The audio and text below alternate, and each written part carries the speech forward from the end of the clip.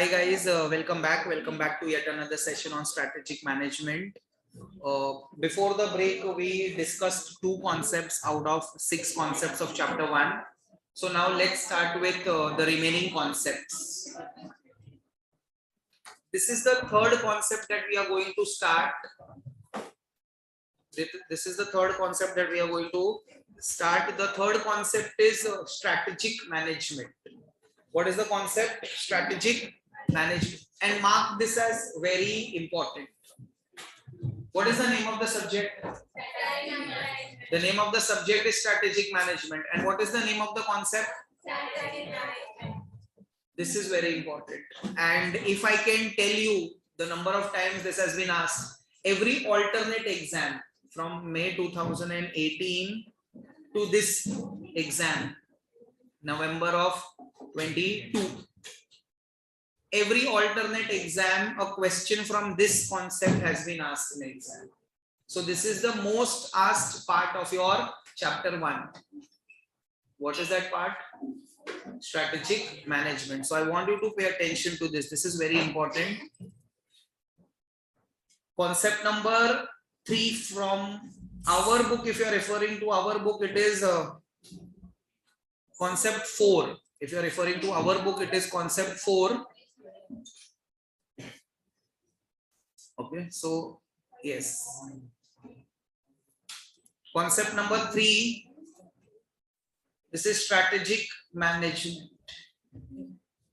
In this particular concept, we'll be studying 4 parts. We'll be studying 4 parts. Don't write anything as of now. I'll give you time to write. Definition, objectives,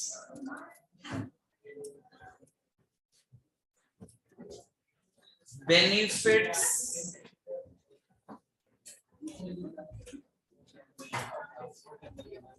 and limitations. So how many parts we are going to study? 4 parts. Definition, objectives, benefits, and limitations. These are the 4 things that we are going to study in strategic management. Again, I tell you, this is the commonly asked question from chapter 1. So very important from examination point of view, but very easy. Now, what is strategic management? What is strategic management? I gave you the introduction when we started off with this subject. If you want to do business or if you want to give advisory services to business, today's business environment is dynamic, uncertain. It is changing. So we cannot have short-term plans. We cannot go without any plans. So we need to have long-term plans. Thinking about the environmental factors, we need to come up with strategies. So what is strategic management? First things first, it is a managerial process. What is strategic management? It is a managerial process of 5 things. Again, strategic management is a managerial process of 5 things. First, develop a strategic vision. Develop what? A strategic vision. For you also, I gave you the example. What is your vision? What should be your vision? To become a chartered, and you should be specific, to become a chartered accountant by 2026. That is your vision. That should be your vision. So it is a managerial process of developing a strategic vision. That is your first point. In order to achieve that vision, what you should do, you should set objectives. What should be your daily goals? What should be your daily objectives? To study regularly for next 6 months, because you have 6 months for your exam. If you count 4 months, you have 4 months for your exam. If everything happens on timely basis, you have around 4 months. December, January, February, March. Let's not count December also. January, February, March, first week of May, you'll have exams. So regularly you will have to study, set objectives. So first you will develop your strategic vision. What is your long-term goal? Based on your long-term goal, you will set your Objectives. Once you have set your objectives, you will craft your strategies. Now, what do you mean by crafting of strategies? Crafting means formulating, making the plans. You know what you want to achieve. You know you need to study every day. What you will do, you will do SWOT analysis of your subjects. These are my favorite subjects. These are not so favorite subjects. These are the areas I am very good in. So you are very good in 7.5 papers.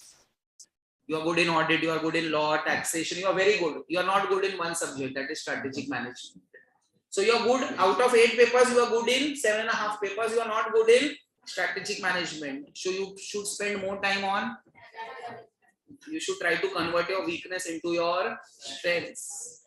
And you should focus on getting good marks in other papers also. So what you will do, you will come up with strategies, that is crafting of strategies. And once you have come up with the strategies, what you will do? You will execute those strategies, that is implementation of strategies. Because a plan only on a piece of paper will not give you results. You make a timetable. I have made a lot of mistakes in my life. I made a lot of timetables, but I never followed. Same there, right? You also do the same thing. You make a lot of plans. New year will come, New Year resolution. We never follow those resolutions. So making a plan is formulation, crafting. You need to back it up with implementation. So formulation, then implementation. Implementation means execution. And finally, when you are executing, you will come to whether you are on the right track. If you are on the right track, keep up the good work. That is why we conduct tests. Do you know why we conduct tests? We made a plan and we are asking you to study regularly. We conduct periodic tests. Why we conduct periodic tests? So that you know as a student whether you are on the right track. We will come to know. But you should realize this by yourself, whether are you on the right track. Self-evaluation we call this. This is called as evaluation. And if you think you are going somewhere wrong, you should take corrective actions. You should take corrective action. So these are the 5 points. I repeat, then we will write. I have changed my approach. First I will explain, then we will write so that it registers there in your mind. What are those 5 steps?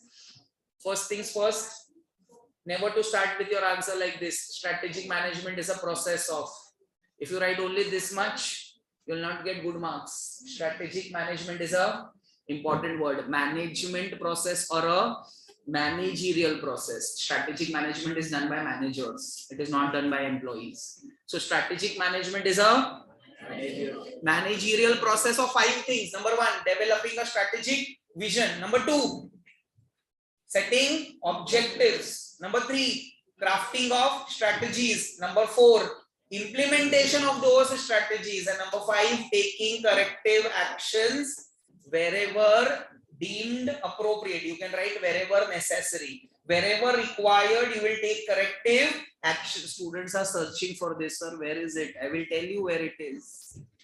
Below objectives. Page number 9, I guess. Page number 9, below objectives. I guess I don't remember the page number. Page number 8. Page number 8, below objectives, we have this definition. Don't worry. I will tell you where we can, find this. First things first, you write this. What is the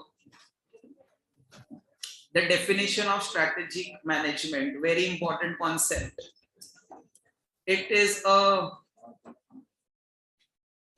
managerial process.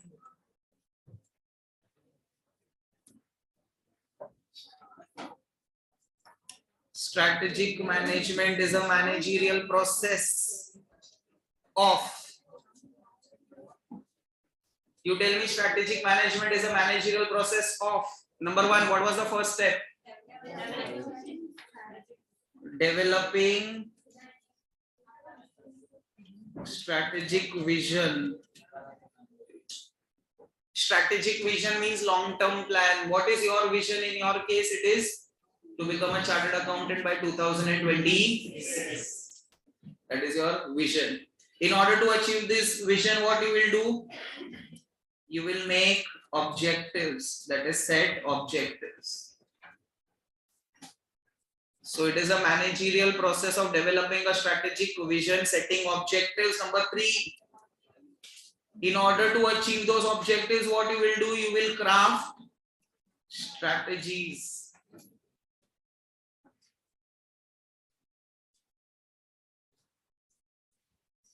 That is crafting strategies. Crafting means formulating. You can also write formulation of strategies. Once that is done, after formulation, what you will do, implementation of those formulated strategies. That is putting your plan into action. Whatever timetable you have made, you should follow those schedule. And last, taking corrective actions wherever, I write simple words, wherever required. You want me to dictate this? Strategic management is a managerial process. It is a managerial process of, number 1, developing a strategic vision. Below that,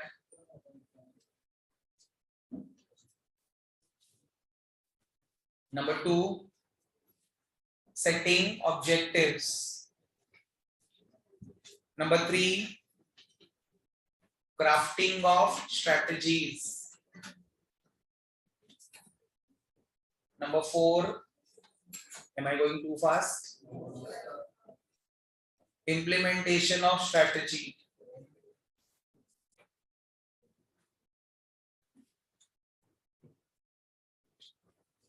And last, taking corrective actions wherever required or deemed appropriate. Wherever required, as you say.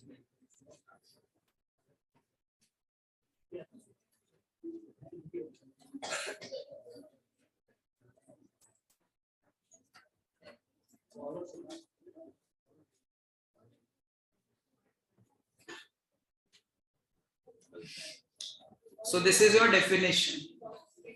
Again, for those students who were late in my session after the break, this is one of the most important concepts of chapter 1. So pay attention to that. Let's start. Have you all finished? What was the definition of strategy? Very good. Thank you. Thank you.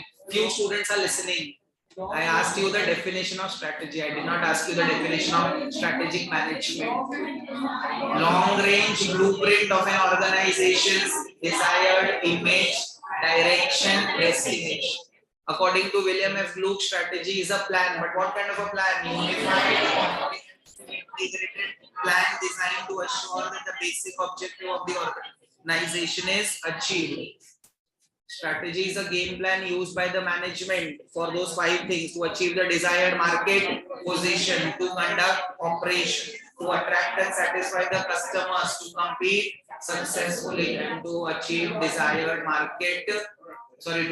achieve desired organizational objectives. Now, what is this definition that we are studying? This is strategic management. Now, tell me the definition of strategic management. Strategic management is a managerial process of developing a strategic vision, setting objectives, crafting of strategy.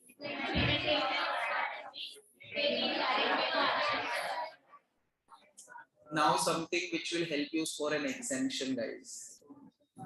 Whenever you are writing any answer, thousands, if not lakhs, students appear for this exam, CA Inter. So paper evaluators also will be checking a lot of answer papers. So if you are the paper checker and you want to give marks, there can be 2 kinds of students in the examination hall. Paper checker has that mindset when they are evaluating the paper. A student who deserves to pass, a student who deserves to come again.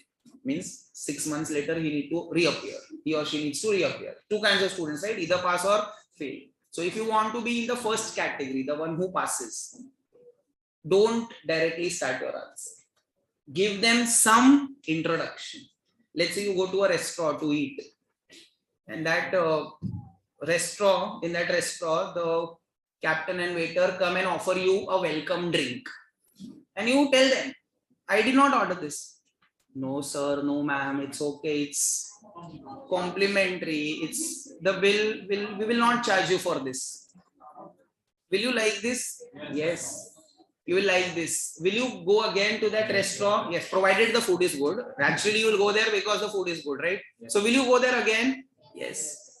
Think like this. The paper checker is evaluating thousands of papers.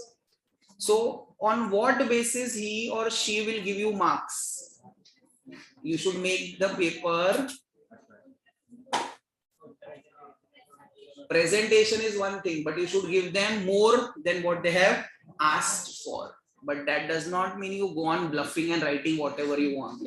I have never told you this. Students come and tell me, so you only told write whatever, write extra. Write relevant points. Why I'm telling you this? Because the next three answers, objectives, importance or benefits, and limitations. These three are commonly asked examination question. Every batch we go, we tell our students to first write the definition and then write those points. But students come and tell me that we forgot this and we only wrote either the objectives, either the benefits, either the limitations. So 5-mark question.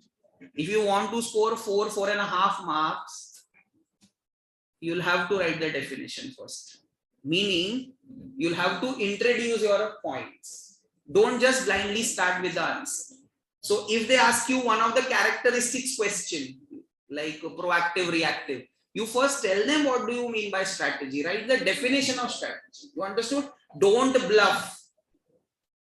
Am I telling you to bluff? No. If you are not able to recollect the introduction, write the main answer at least. You'll get 3.5 marks. But don't bluff. Don't try to fool the evaluator. They are smart. That is why they are checking the paper and you are writing the paper, right? That is why, right? So make sure you write relevant things as introduction. So what is the relevant thing for objective, importance or limitation? Definition. Why I'm telling you this? In every theory paper that I attempted, I scored exemption. And why I scored exemption? This is the way I scored. It's okay. I have done that, been there, done that, finished. Important thing is, I'll be more than happy if I can pass this information to you, and you should clap for your own self when you get the result. That is important. That time I feel that my job was done. But if I'm not able to do this, what's the point?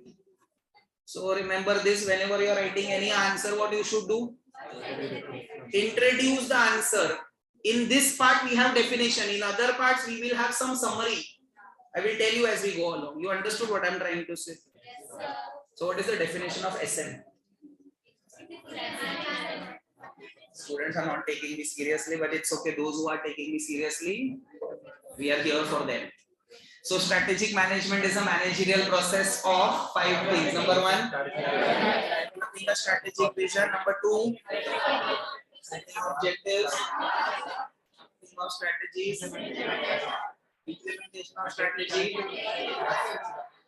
corrective actions wherever required. You all understood this?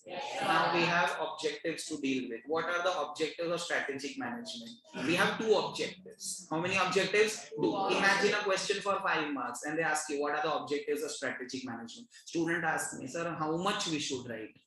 This is a CA exam, guys. Quality is far more important than quantity. Always remember this, quality. So if we have 2 points, means institute expects you to write those 2 points. And thousands of students will be writing those 2 points. How will you differentiate yourself with others? By writing the... You understood this? This is how you will create an impact.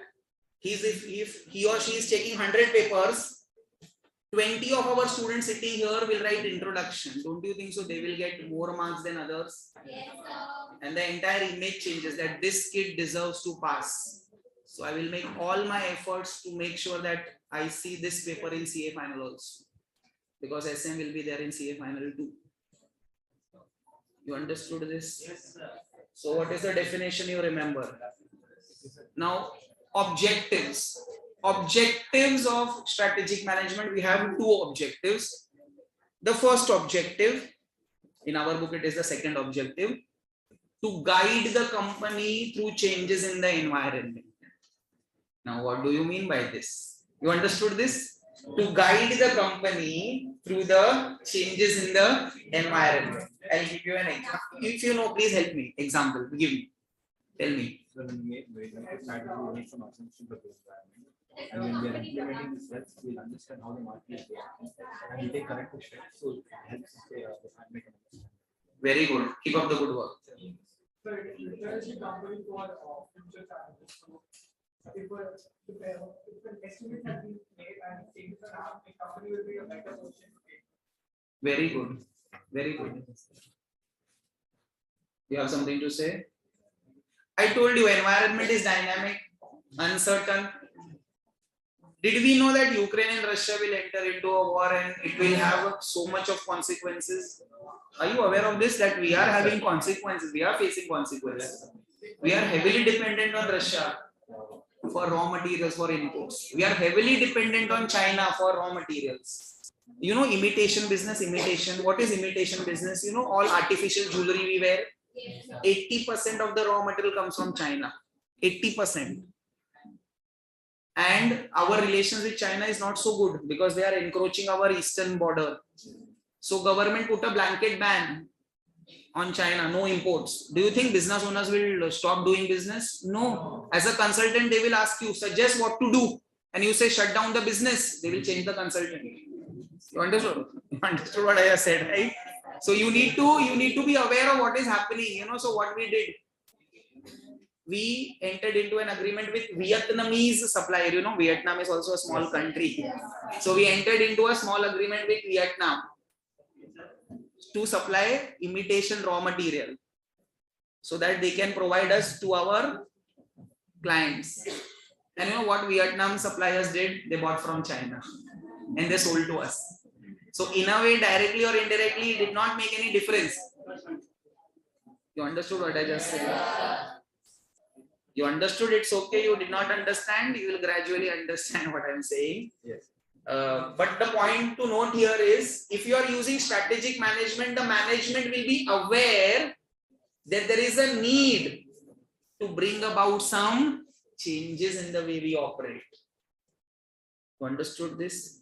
So if you are making feature phone, which Nokia was making feature phones, if they were using SM, they would have known. They got the feedback from the customer that we don't want feature phone, we want smartphone. But they were not able to execute that thing properly. So they got information, but they were so arrogant, they were so, they were so egoistic in bringing up, this is our product, we are market leaders, why should we change? But because you are market leader, you should be adaptable to the changes because you have everything to lose. Imagine a situation here for Maruti, if they don't adapt. I told you, I'm repeating again, if they don't change, they will become the Nokia of auto sector. So next 5 years, 10 years is very crucial for all car companies. Either they will survive or they will perish. Just like Ford Motors exited, many car companies will exit. I will not name few, but few are planning to exit because of this EV. Let's not name few. I know few, but I will not be able to name. But you understood this gist? So strategic management will help you through these changes. It guides you, it gives you proper direction. This is your first objective. In our book, it is second. Don't worry, we will mark this. And what is the second objective? To create competitive advantage so that we can outperform our competitors and dominate the market. I repeat, to create competitive advantage. Now you'll ask me, what do you understand by this? We will discuss this in a greater detail in chapter 2. But as of now, I need to tell you what is competitive advantage. An edge over your rivals. You have something which your competitors don't have. You have something which your competitors don't have and which results into higher market share. which results into more sales, which results into more profits. So competitive advantage is a situation where your profitability is higher as compared to your competitors. That is competitive advantage. If I can give you few examples, guys. Nestle, their Maggi noodles, it is made in Moga. You know where is Moga? Punjab, but it is distributed all over India. So what competitive advantage they have? They have got a very good distribution network. Imagine you make product here in Chennai, but do you want only customers from Chennai buying the products? No, you want all over the world customers. So for that, what you need to set up? You need to set up a good infrastructure where you can distribute this to different suppliers. Those suppliers in turn will sell your product. So having a good distribution network is competitive advantage. Asian Paints, have you heard of this company? Yes. They are having competitive advantage. Yes, you can call this as moat. In stock market language, we call this as moat. What is moat? Don't ask me. Competitive advantage. You understood? Because otherwise we'll divert from the topic. You understood? I can give you one more example. You go to any shop and you don't ask for mineral water. You ask for Bisleri. You ask for Bisleri. Have you done this? You ask for Bisleri or you ask for mineral water? Okay, you don't buy only. Yes. The company who makes that machine of photocopy is Xerox. Actually, it is called as photocopy, but we call this as Xerox. The company who makes it is Xerox. Go to a shop, you don't ask for a chocolate, you ask for Cadbury. Cadbury is one of the companies who make chocolates. You understood what I'm trying to say? Competitive advantage. So if you are using strategic management, you will be able to create competitive advantage, and this competitive advantage will help you outperform your competitors and dominate the market. What do you mean by dominance? There is no other competitor doing better than you. You are the best. Maruti has this dominance in affordable cars. They have the highest market share for petrol, diesel, CNG. I'm talking about. You understood? Yes, sir. So these are the two objectives. Which are those two objectives? Number one, they will guide the company through the changes in the environment. Number two, this will help you create competitive advantage. Let's write this. If you want to write this, otherwise we will mark this, no problems. You want to write? Yes, sir. This is only for chapter 1. I'm doing this only for chapter 1. You don't make me do this for other chapters, please. I will not do it. Yes. You grip. Objectives. What was the first objective?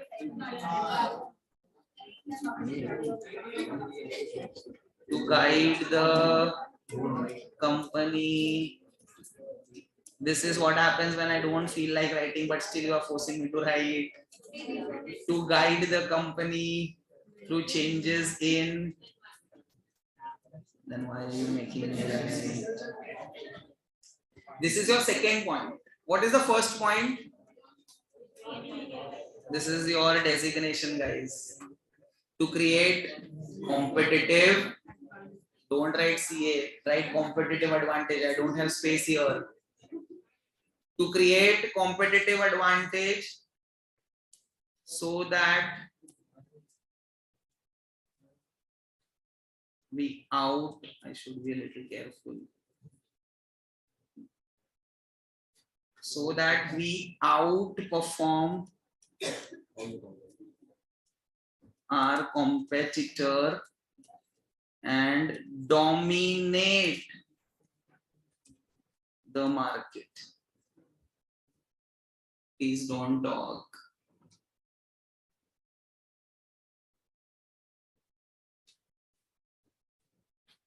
Behind you.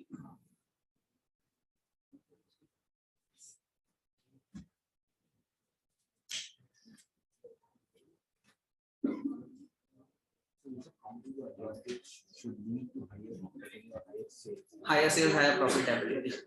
Is it It's not the same knowledge scenario. In terms of the app, and it's the opposite scenario. Very good. A student told me, in fact, he has asked, sir, Apple has a competitive advantage, so does Samsung. How is it so? Is this the question? Apple has a competitive advantage because of its ecosystem. Hardware and software their own. If you see, if you want to download any app for Apple users, you know they have their own operating system, right? So they have their own application also, iOS enabled. For Android users, Google based, we have Android applications. So in terms of their product, they have created something called as competitive advantage. Its uniqueness is their product. Tight integration of hardware and software. Their phones is integrated with their laptops. So if you want to use your phones, you want to use your laptops, computers, you can use it because they are integrated with each other, connected with each other, right? Samsung has competitive advantage, but they have competitive advantage as regards to marketing and distribution. Their product is not unique. They claim that their product is unique, but Samsung also is using which operating system? And they don't have their own operating system, but because of their marketing, because of their distribution being so strong, it is accessible to many people.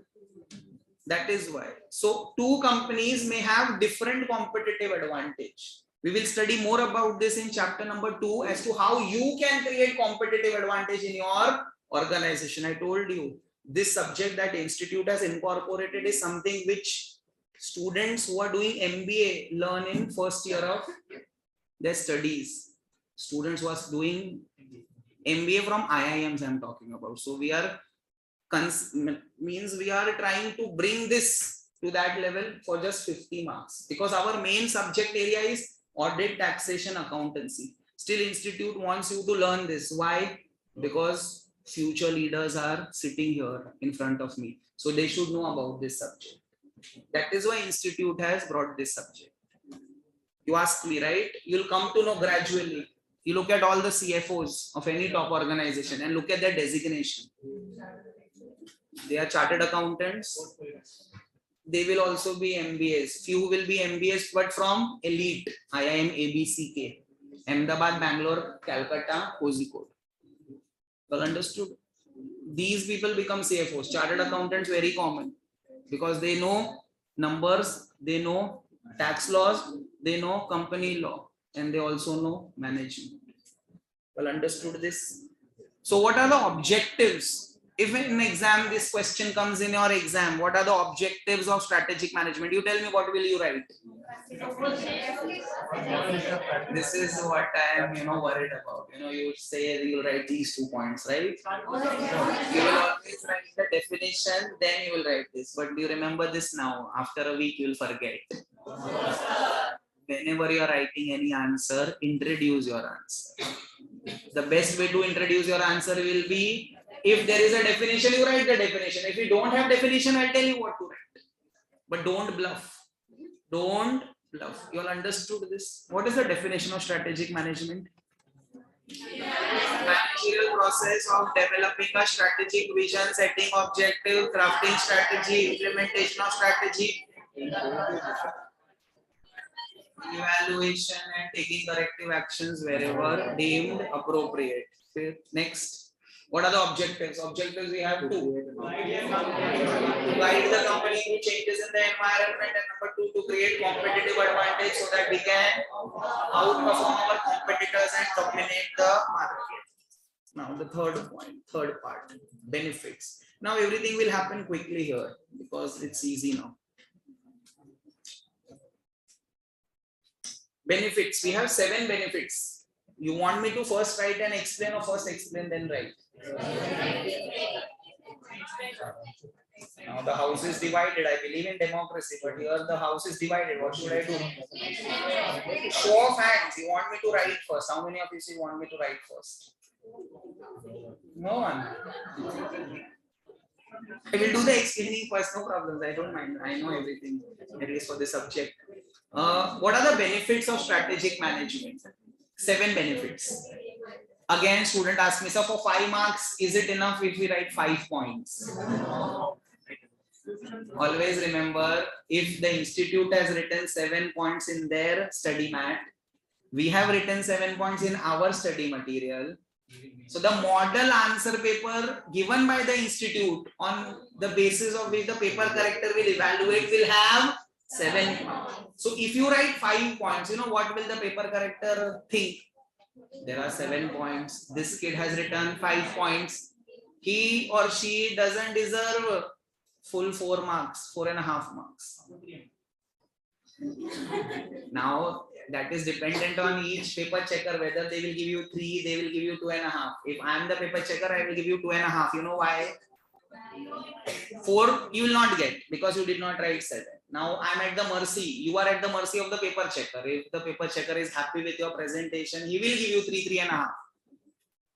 But think, if he or she is not happy with the paper that you have written, 2.5. You all understood? So write all the points. You know why? Limitations has 4 points. Then how will you write 5 points there? Will you make your own limitation? That is disaster. Don't do that. 4 points. But every student will write those 4 points. How will you get good marks? Definitely. You understood this? Henceforth, I will not be telling you this. This is the first class, that's why I tell you. How many benefits? What are the characteristics of strategy? How many characteristics of strategy? Nice, very good. How many points or objectives of strategic management? 2. How many definitions of strategy? I taught you 3. How many you need to remember? 1. Good. As of now, I'm happy with the performance, but it's too early to say. Because this is easy paper, easy subject, easy chapter. Now, 9 importance or benefits. 3 I will discuss. We will read. 3, 3, 3. No, we have 7 points. You did not correct me. 7 points.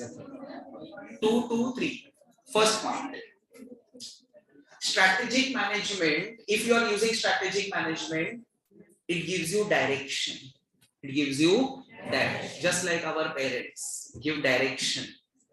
With Similarly, strategic management, if you are using in your organization, it will give you direction. Strategic management gives direction to the organization, whether we are moving in the right direction. You tell me, what was the basis of strategic management? Development of vision. You know your vision? Yes. If you know your vision, will you deviate? No. You have your clear vision right in front of you. In 5 years time, 4 years time, I want to be a chartered accountant. So you will not do anything which will hamper that vision. So will there be a clarity? Yes. So this is the first point. It gives direction to the company. Strategic management gives direction to the company. Number 2, it makes you more of proactive and less of reactive. You start planning in advance. You will know that what is your priority. Your priority is going out on a weekend with friends or attending my strategic management lecture. Judging by this, I guess your priorities are right. So you are planning in advance. You know when to do, what to do, how much to do. Similarly, if an organization performs this strategic management, I told you, strategy will never be 100% proactive. It should never be 100% reactive. It has to be combination. So if it has to be combination, strategy will be partly proactive, partly reactive. But if you are having strategic management, you will become more of proactive, less of reactive. But can you avoid being reactive? No. But you will become more of proactive. You start planning in advance. Before you do anything, you will plan. And of course, sudden changes happen because the environment is uncertain, dynamic. You all understood? First 2 points. What was the first? It gives direction to the company. Number 2, it makes you proactive rather than reactive. I'll explain the third point also. It gives you framework for decisions. It gives you. What do you mean by this? you want to take any decision. Let's say you want to start a new business. You want to launch a new product. You want to enter into a new market. New market means new location. So don't you think so? Before taking these steps, you will first analyze, study, do some research. Then only you will enter into this. So if you are using strategic management, you will get a framework. He used a very good word, guidelines. You will get a framework, a border as to you will decide whether I should do this or whether I should not do this. It will help you take better informed decisions. Decisions may be right, may be wrong, but at the end of the day, you should be able to justify your decisions. It may go wrong, right? But you should be able to justify. My thought process was right, but environmental factor changed because it is beyond your control. You understood this? So what was the first? What is the question, by the way? Benefits of strategic management. What was the first benefit? Gives direction to the company. Number two, it makes you proactive rather than reactive. Number three, framework for all major decisions. Let's write these 3 points first. First point. I forgot the first point. It provides direction to the company because now we are focusing on our vision. So on the basis of our vision, we will decide what is to be done. It gives direction to the company, guys. CO means company. Thank you. Proactive rather than reactive. Proactive rather than reactive. Student of this age are distracted. No problems. Proactive rather than reactive. You know what is the most important factor today in today's time? Focus.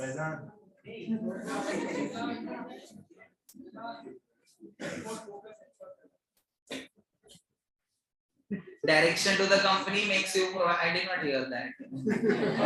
My parents have told me if something is yes, Gandhi follower, yes. Direction to the company makes you proactive rather than reactive. Number three.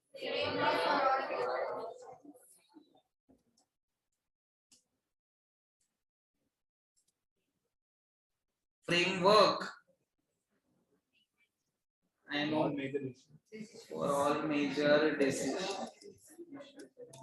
I have passed this exam, guys. My writing is shabby here because I'm not used to. I've been practicing for past 2.5 years, but point number 4, I need to explain, right? So you tell me, what is the first point? Number 2. Rather than reactive. Number 3. 4th point, very important point. Corporate defense mechanism. Now, what do you mean by corporate defense mechanism? It will save you from making costly mistakes. Now, what do you mean by costly mistakes? Irreversible decisions. Sometimes what happens, you are not able to predict the environment. Nobody can actually predict the environment. You can only analyze. And once you have analyzed, there's one company, I don't know if you're aware of this, Moser Bear. Are you aware of this company, Moser Bear? No. Yes. They used to make compact disc. Are you aware of this? Yes. Compact disc, CD, we call this as CD. In today's time, very few use compact disc. But there was one time where people often used compact disc, CDs, DVD players. You know, we used to have those CDs and DVDs. Very big market. But you know, technology changes. So floppy drive was old. It became obsolete, outdated. Then came CD. You know, CDs in Cars also, music system, we had CD players. At home also we had CD players. Laptops, we had CD drivers. Computer processor, CPU, we had CD drivers. Technology changed. We have pen drive, right? Even now, TVs also have that slot wherein we can use that USB. Laptops, they have removed that CD driver. Right? Yes, we have smart TV also. Absolutely right. Connected with Bluetooth, Wi-Fi.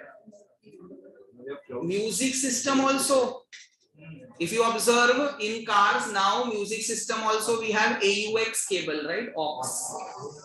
Bluetooth enabled also. So technology changing. So Moser Baer at one point of time was my client. So they told, in fact, we study environment and we realize, we come to know that technology is changing. We advise them. Actually, it was my mistake. But I was thinking about the well-being of my client. I told them that I think you should pivot. What do you mean by pivot? Change. I told them that technology is changing. So I think you should think of doing something else. Actually, they were planning to buy a machine. So they asked me whether we should invest such a big money. I told them, business is yours, money is yours, but in my honest opinion, honest, humble opinion, this is not the expenditure that you should incur. So they said, no, you don't know what business we are doing. You don't know anything. We asked you, but we will do what we want. They were very rude in this, but it's okay. Bottom line was this only. I said, okay, no problem, sir. I agreed. It is your money. It is your business. 5 years later, they call me again and they tell me, we bought that machine. We now want to sell this machine. So if you have any contacts, I want to dispose of this machine. I said, sir, we have contacts, but what happened? You were so optimistic about this business. I wanted to, satisfy my ego also. I was right, they were wrong. So I asked them, no, you were right. The demand for our product drastically, came down because there was change in technology. But how were you so correct? I said, sir, that was your business, making CDs. But doing analysis of the environment, looking at what the competitors are doing, looking at what the technology is happening, changes, that is my business. So I realized this when the car companies changed the music system. I realized this when the computers, CPUs, they stopped having that CD driver. That's why I told you. But you are so arrogant. Success makes you arrogant, egoistic. So I told you, you did not listen. Now I have few suppliers in Africa, but they will give you very, unreasonable price. If you want, you take. So I connected with them and they sold this for 1/10 of the price. And now they are telling me, you suggest what to do. Do you think I am telling them what to do? Yes, no, I am suggesting them what to do. But you understood what happened? If you are using strategic management, will you make such costly mistakes? No. But if you are not using strategic management, your management will be unaware of what are the changes that are happening in the environment, which will result into failure. So it helps you avoid making costly mistakes. You will not make such mistakes which can cost you a lot. You all understood this? Yes. This is your 4th point, corporate defense mechanism. 5th point, futuristic. Now, what do you understand by futuristic? Futuristic means, absolutely right, whenever you are using strategic management, you are thinking about long term. Can I say you are thinking about the future? So whatever you will do today will help you in the future. So it will safeguard you against your future. It will protect you. It will help you grow. 6th point, my favorite point, enhances the longevity. Now, what do you mean by longevity? the periodicity, the long duration of the business. If you are using strategic management, your business will continue for decades and generations together. There are businesses which start and which shut down in the first 5 years, but there are businesses which go on for decades. So if you want your businesses to run for decades, run for generations, what you should do? Use strategic management. Strategic management enhances the longevity of the business. It gives a long durability, long lasting. You all understood this? This was the next 3 points. What was the first point? First point, it gives direction to the company. Number 2, proactive rather than. Number 3, framework for all major decisions. 4th point, very good. Let's write this. I forgot the 4th point. I have short-term memory loss. I suffer from this disease, short-term memory loss. Me too. Corporate defense mechanism.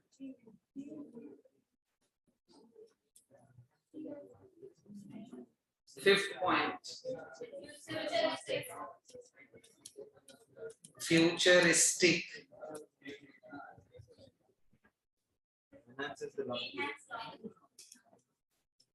Enhances the longevity.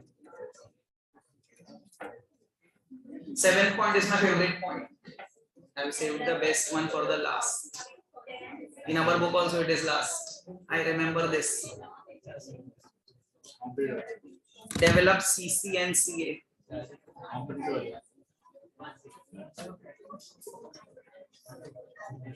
Shall I start? Yes, sir. 7th point. Anybody writing those first 6 points? Any points you are writing? I'll show you in a minute or two. What is the 7th point? It helps you develop core competence, and this core competence will help you achieve competitive advantage. Now, these are sophisticated words in simple language. USP, unique selling proposition. Something which you have but your competitors don't have. Like Apple has its own operating system. So if Apple has its own operating system, they have built their own ecosystem, so the data is protected, kind of protected, not 100% protected. Their data can rarely be hacked. Again, rarely be hacked. You know, Jeff Bezos, you know, right? Amazon founder. Yes, his phone was hacked. Apple phone, his phone was hacked. And on the basis of the information, the wife was able to file for divorce. And she got a very big settlement. Alimony we call, right? Yes. And many people used to claim that Apple phones cannot be hacked. But that was a scenario where Apple phone was hacked. And she got a divorce on the basis of the information contained in that particular phone.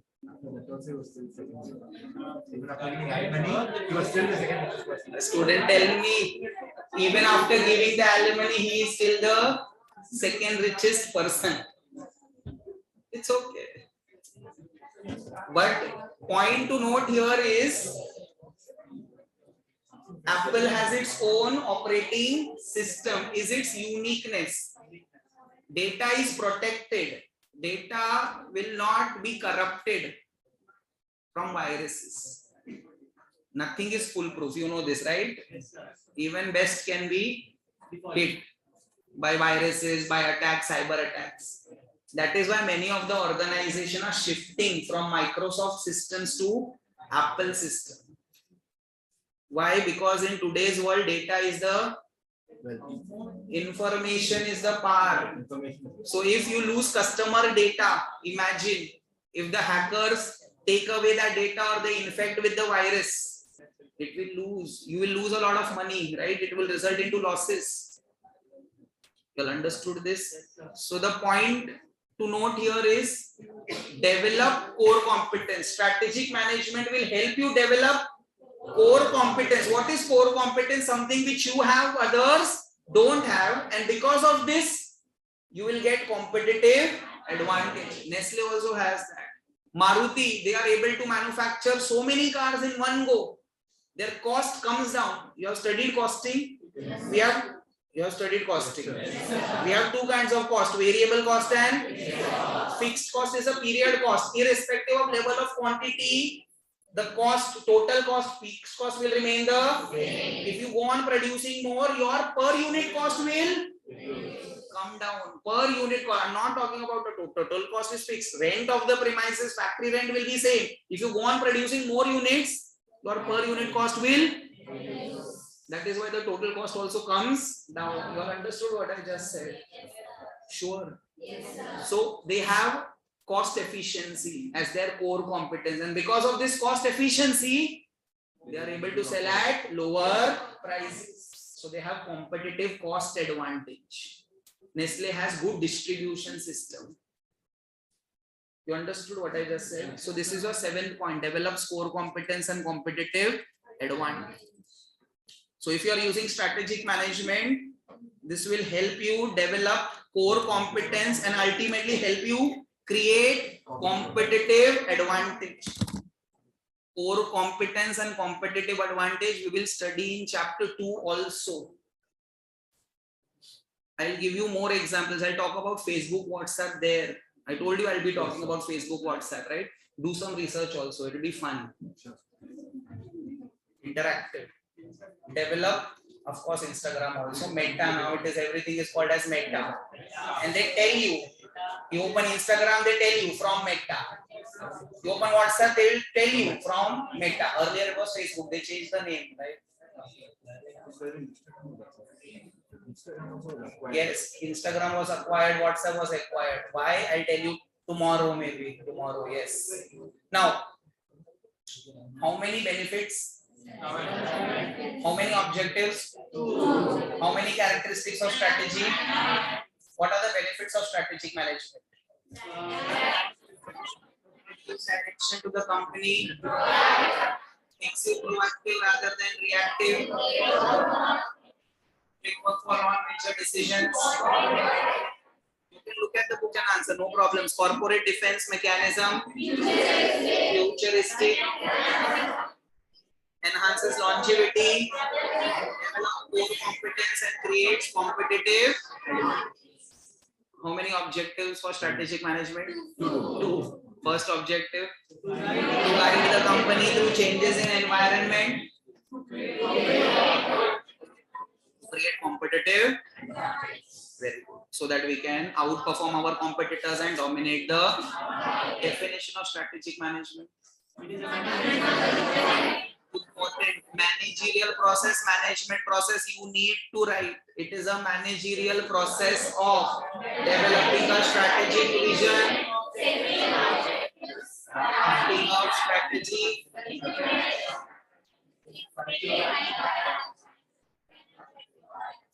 thank you very much. Limitations. We have 4 limitations. How many limitations? 4.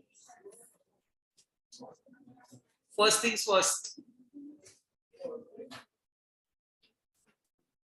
I'll explain, then we'll write. We have 4, very simple 4. It is costly. Strategic management is costly. Now you tell me, if you want to use strategic management, will you have to take help of consultants? Yes. Because you will not be knowing everything, right? You'll have to hire consultants, experts, advisors.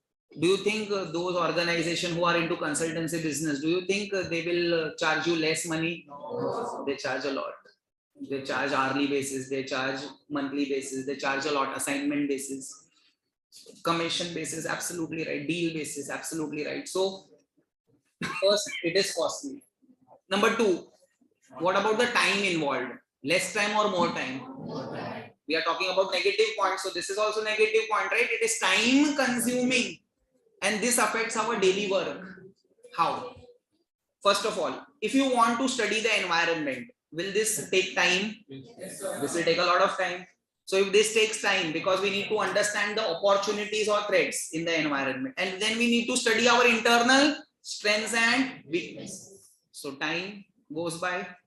And the moment we are, studying our internal factors, we will call our managers to talk to them whether this is a strength for us or whether this is a weakness. So all our managers will be busy in identifying the strengths and weaknesses which will hamper our regular work.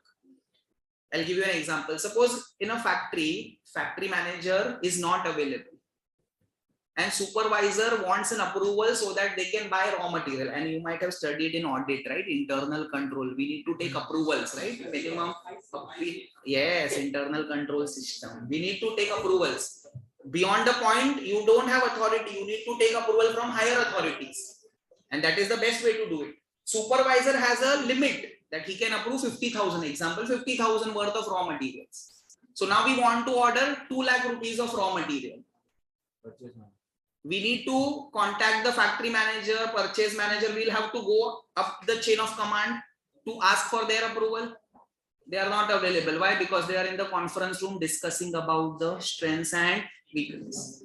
So he calls up the purchase manager and factory manager. I want to order more raw materials.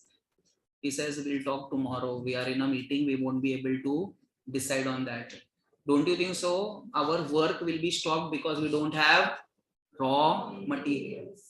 So this is time consuming. It takes time to come up with strategic management, to do strategic management, and it also affects our day-to-day work. It impedes our daily operations. Impedes means it creates problems in our day-to-day working. It affects our daily working. You all understood this? The first 2 limitations. What was the first limitation? Costly. It was costly. Number 2? Third, yes. It is costly, it is time consuming. Third, whatever you are doing, whatever strategic management you are doing is on the basis of environmental factors. And those environmental factors are turbulent. Turbulent means unstable. It is dynamic. So if the environment changes very quickly, whatever you have done will be irrelevant, will be obsolete, will be outdated. And this happens in technology space. Yes. You make a new model, you launch a new model, your competitor has come up with a new model. What to do? You will also have to come up with a new model. So whatever R&D, whatever production, whatever you did is wasted, obsolete. So you'll have to send this to third world countries. You know what is third world countries, right? Underdeveloped countries, so that we can sell that product there. You'll understood what happens. This is what happens. So environment is highly complex and turbulent. Third limitation. Fourth, very important. Difficult to estimate competitors' response. Now, strategic management is something which every organization is using. So it may so happen that your competitors are able to use strategic management in a better way. I'll give you a very good case study here. Jio was launched in 2016. I don't know about you, but I have used Jio. They were offering for free, and we as Indians love free. I used it, and they were giving for one ID proof. They were giving 8 SIM cards. One ID proof, one Aadhaar document. They were giving 8 SIM cards. Are you aware of this?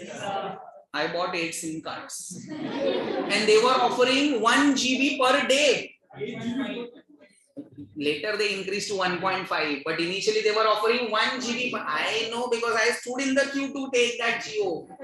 I know everything because I was the one who experienced this. And very smart guys, very smart. They are very smart. They gave you for free. Now I am used to using 1 GB per day. 8 SIM cards I have. I am addicted to internet now. I want this. Other companies, what Jio, Ambani thought that, oh, nobody will be able to give for free. Nobody will be able to reduce the price. We will dominate the market. But there is one player, Airtel. And I don't know about this experience of yours, but Jio had a pathetic network. In the initial few years, they their network was pathetic. In the city areas, you will get good network. But the moment you are traveling, you are going to some remote places, no network. What's the point of using internet? There is no network. Airtel changed their entire marketing campaign. If you remember that person used to come, that lady. Fastest internet, fastest internet. Every hour we are coming up with a new tower. Every hour, new tower. What they were emphasizing on? We have network coverage. It is cheap, but the service is poor. We are affordable, but our service is better than them. You understood this? In fact, there was one commercial, I don't know if you remember, two friends going on a hiking trip to a forest. One is having full network, the other is having no network. So the other one poked. That is why I told you not to have cheap telecom network. Use my connection, and my connection is Airtel. That was a commercial that they were doing. So it is difficult to estimate what your competitor is doing. You all understood what I just said? Sometimes you feel my strategic management is foolproof. I have nothing to worry. But your competitors may have a better plans, and you will not be able to overcome that challenge. Well understood. That is why Airtel is the only one who's able to face that competition. Vodafone Idea, you all know what happened. They merged. Docomo, you know, Aircel. Are you aware of one company, Aircel? Yes, they also went. Aircel went, gone. I don't know. Loop. You know, there was one company, Loop, L-O-O-P. No? Do some research. They sold their business. Yes. So this happened. Only Airtel was the one who was standing tall. Docomo, the full form of Docomo. Do you know the full form of Docomo? Do communication more. Irrelevant for today. Because they had to shut down. They were not able to face the competition, right? They were offering 2G, 3G in the era of 4G. It's okay. What did I just teach you? Limitations of strategic management. Costly, time consuming. Turbulent environment. The environment is turbulent and complex. Difficult to estimate competitors' response. Do you still want me to write?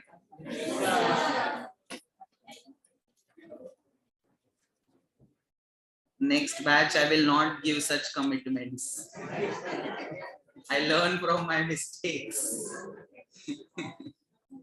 Costly, time consuming, but the commitment is only for the first chapter.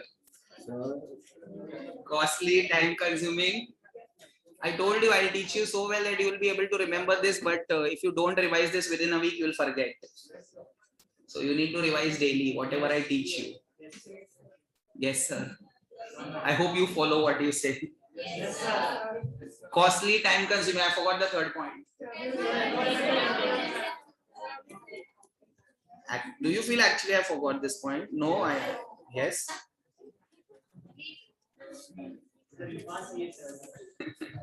Environment is I don't talk about my qualification in the class because I am here a professor, right? So qualification is okay.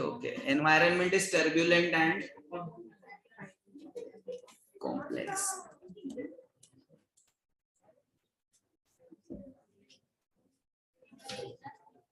Fourth point, I'm waiting for y'all. So in the competitive scenario, competitors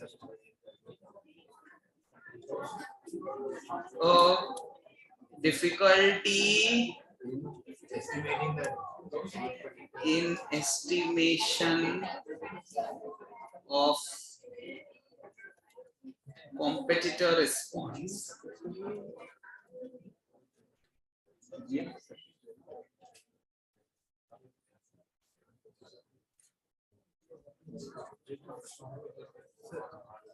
So do you succeed in the objective or not?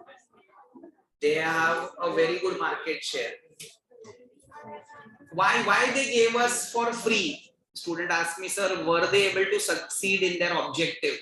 Their objective was pretty much simple, that I want to enter into telecom space and dominate the market. They spent a lot of money building that 4G infrastructure. So they knew well that if we don't have customers in the first 3 months, all our investments will be bad investments. So what they did, they gave for free. And in the first 3 months only, they got 10 crore customers. First 3 months, 10 crore, not a small number, guys. And if you have calculator with you, 10 crore rupees, sorry, 10 crore customers, and now they are charging, let's say, 199 rupees per month. That is a monthly revenue. We as Indians like to calculate the revenue earnings of other persons, right? So 10 crores into 199 into 12. Actually, their subscriber base is increasing, but that is the revenue that they are generating. So were they successful? Yes. In fact, they were so successful that others had to leave. And the moment competitors start exiting the market, it means we have few competitors. So that is good for business, not for customers. It is good for business, not for you and me are customers, right? We don't have telecom industry, telecom, we are not telecom players. You understood the 4 disadvantage? Let's mark this. Strategic management. I'll be a little fast now. Hear me out. This definition, which is there in our book. What is the page number in your book, guys? 8. Page number 8. Please write here P. Write in pencil only after page 100. And a good student will always go to page 100 to see what is there on page 100.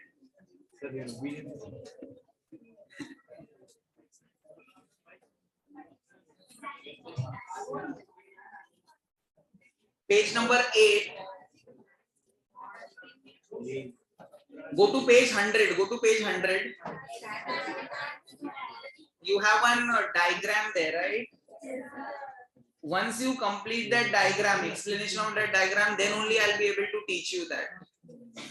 So as of now, it's okay. This is only after page 100, only after page chapter 3. Will I be able to remember this? I don't know. We'll see.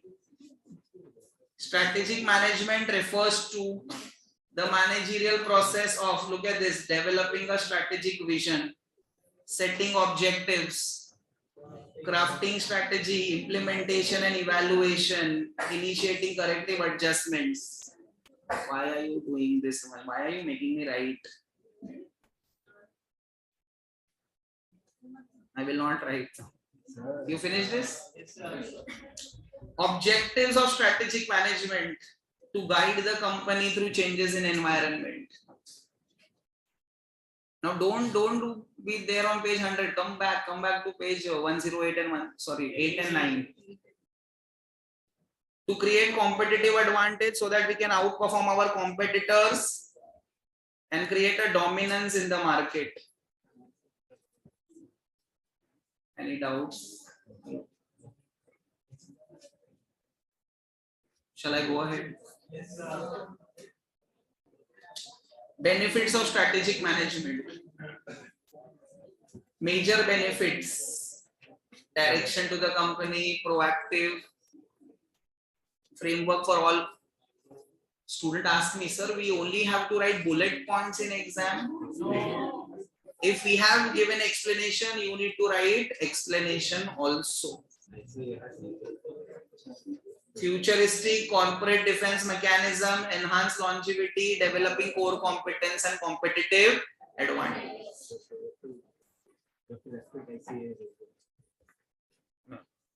In future you will become a member of the institute. You should not say all these words. Limitations.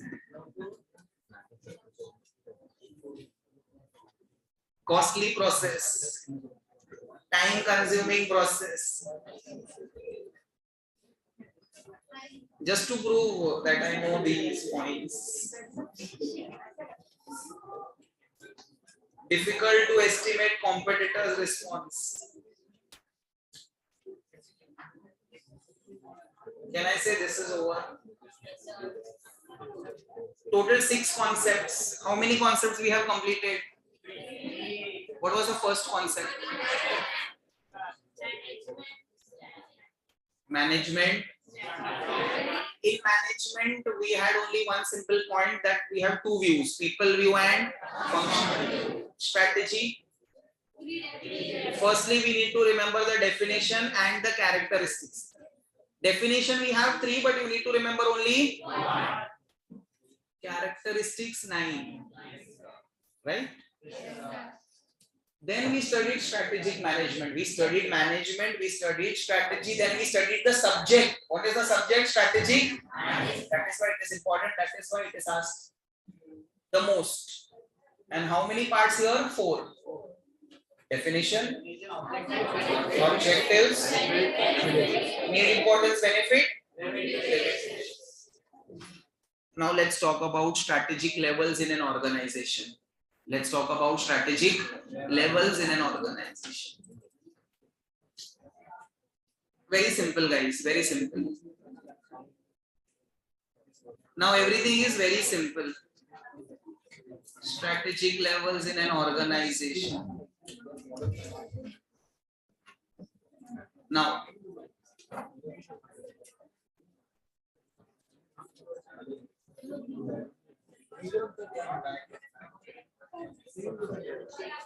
this is a pyramid.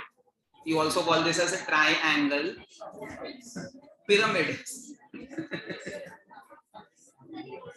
Are you listening?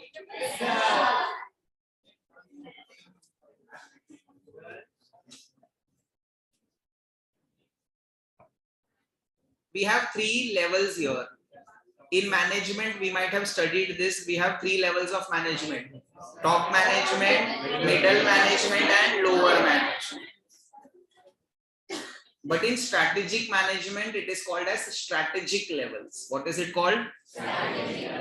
This is corporate level, business level, functional level. Very good if you know this. Corporate level, business level, functional level. Now, who all will fall under this category, corporate level? Very good. Top level management will fall under corporate level. Now you tell me, business level managers will be departmental heads? No. Departmental heads will be functional managers, but very good for trying. Good. Board of directors will be corporate. Which managers? Purchase manager. Purchase managers are functional managers, departmental managers. I'll give you an example. Sorry. General manager. Can you please elaborate? General manager means administrator of all departments. But why would we need administrator of all departments? Then what's the use of functional manager then?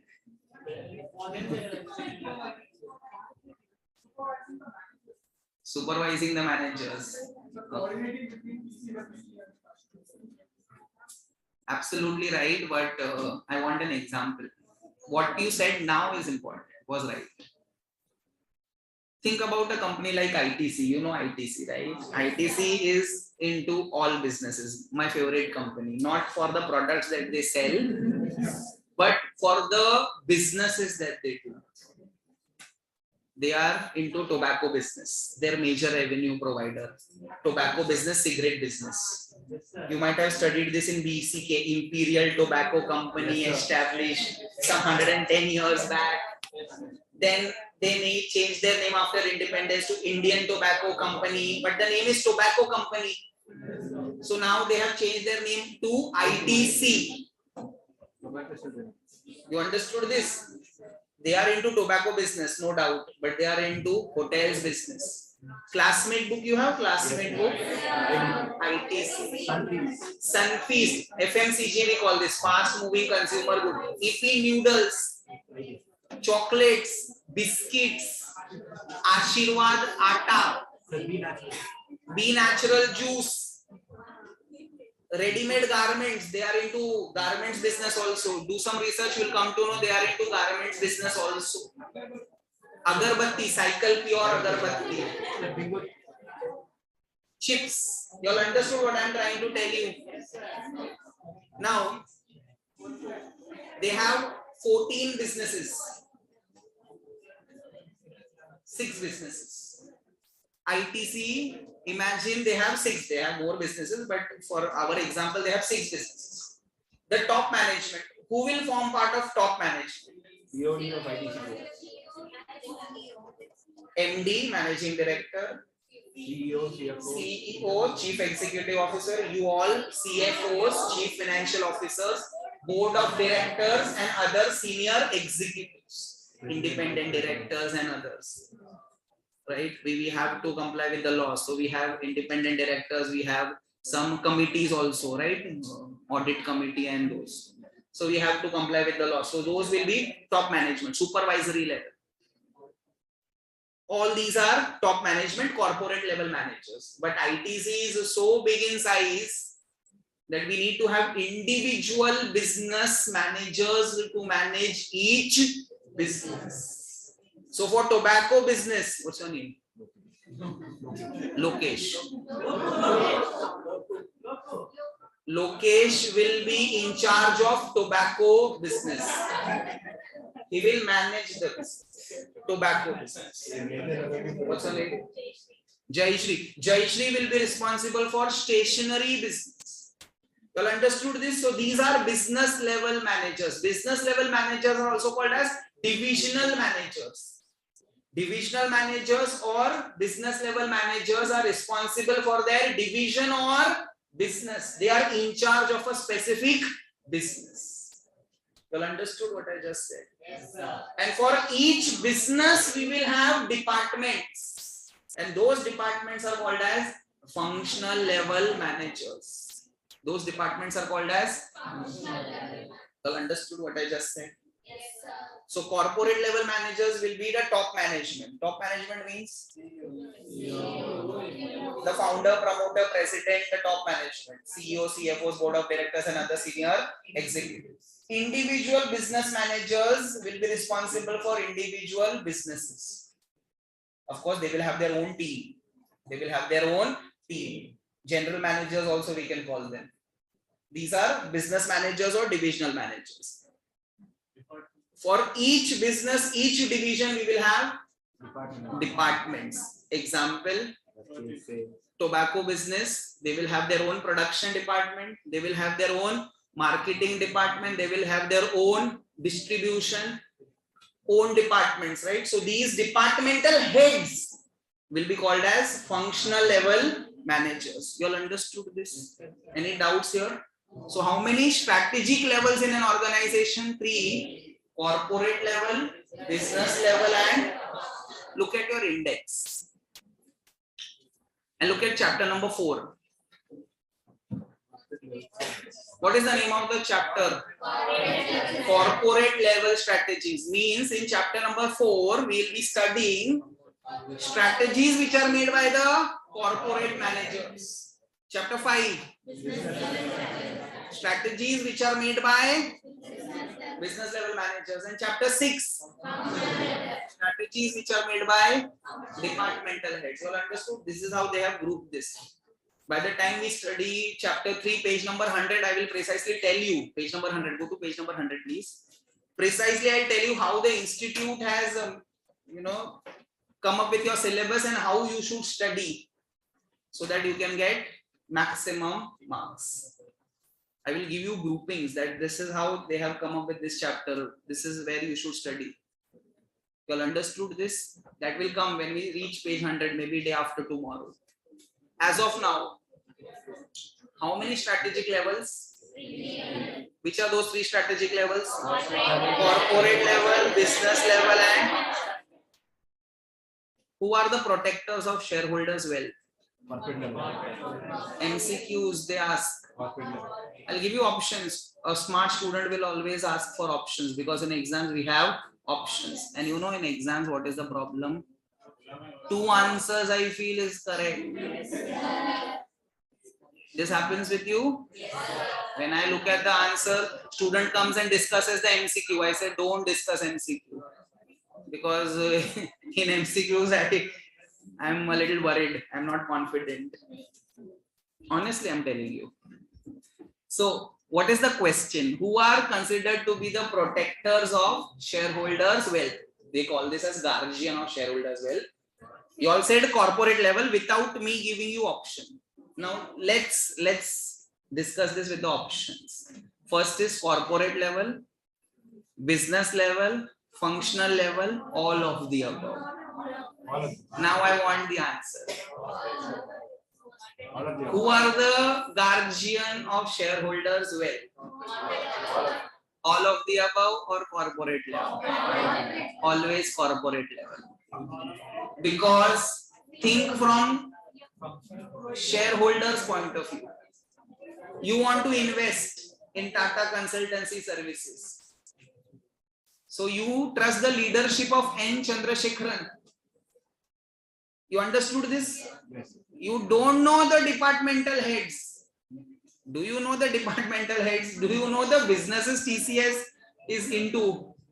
You only know they are into IT consultancy and services. I hope you understood what I am trying to say.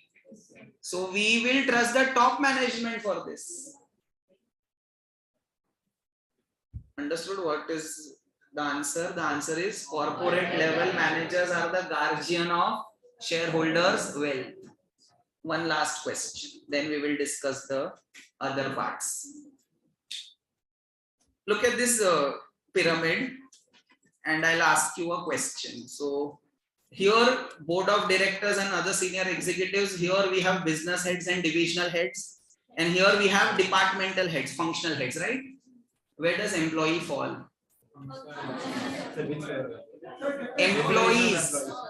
Employees of an organization will fall under which head? A good student will always ask for options. The options are corporate level, business level, functional level, none of the above.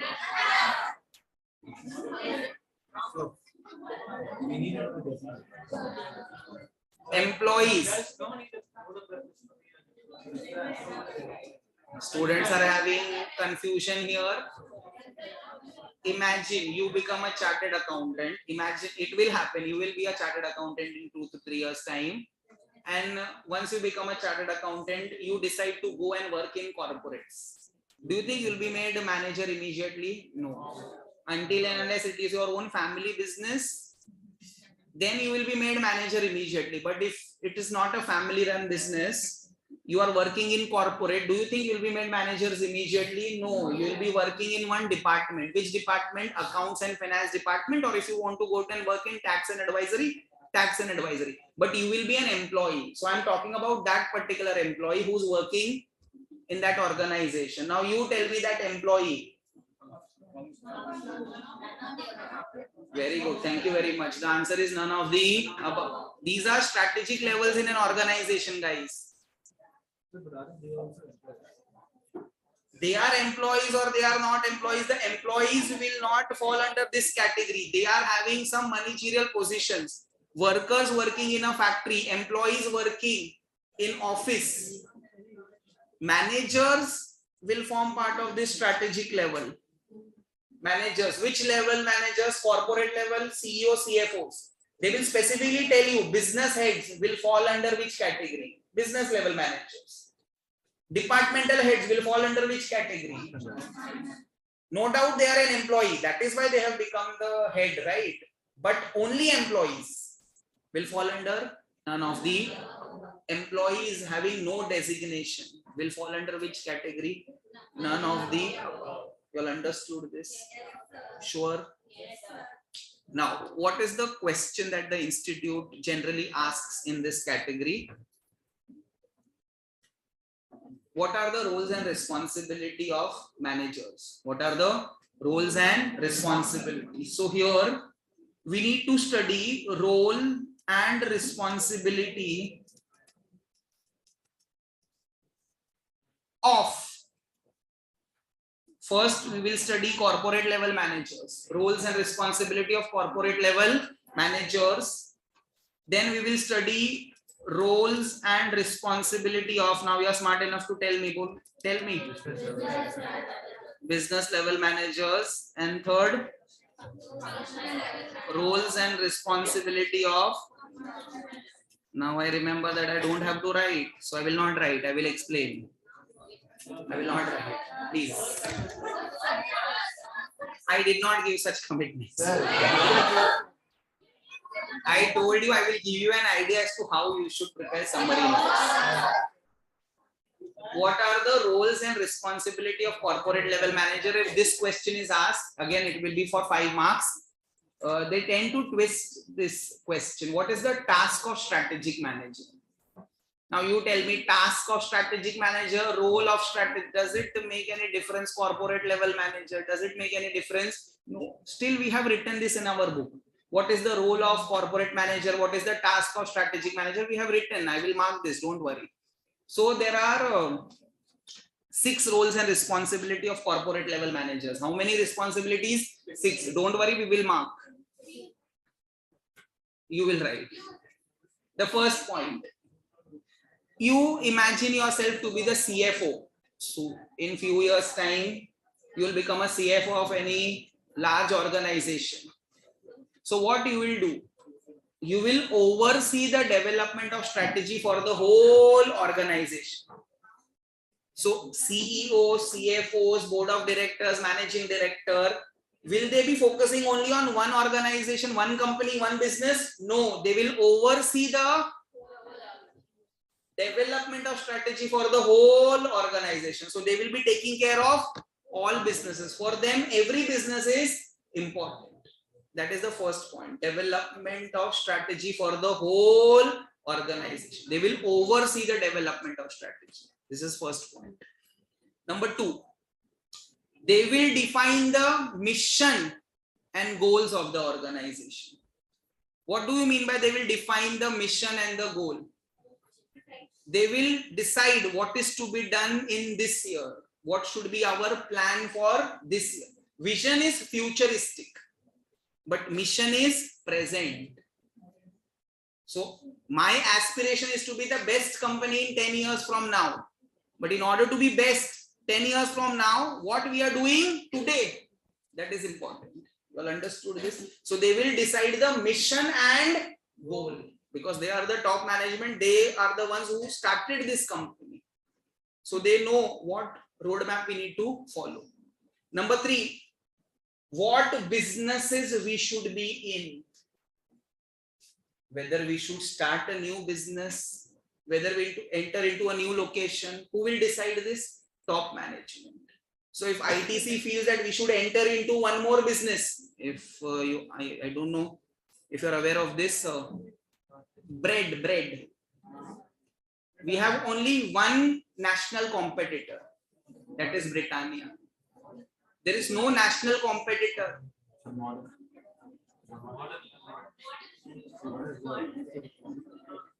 Every other is a regional competitor. Students always tell me modern. You go and search in other cities. Very few cities will have, but Britannia breads all over India. So ITC is contemplating. ITC is thinking bread is such an essential commodity that it is consumed in every household. And you might agree with this that even you consume bread once in a day. I do it every day. I consume bread daily. No, you don't. It's okay. Okay, no problems. Here students have a different opinion than me. It's okay. I agree to disagree, no problems.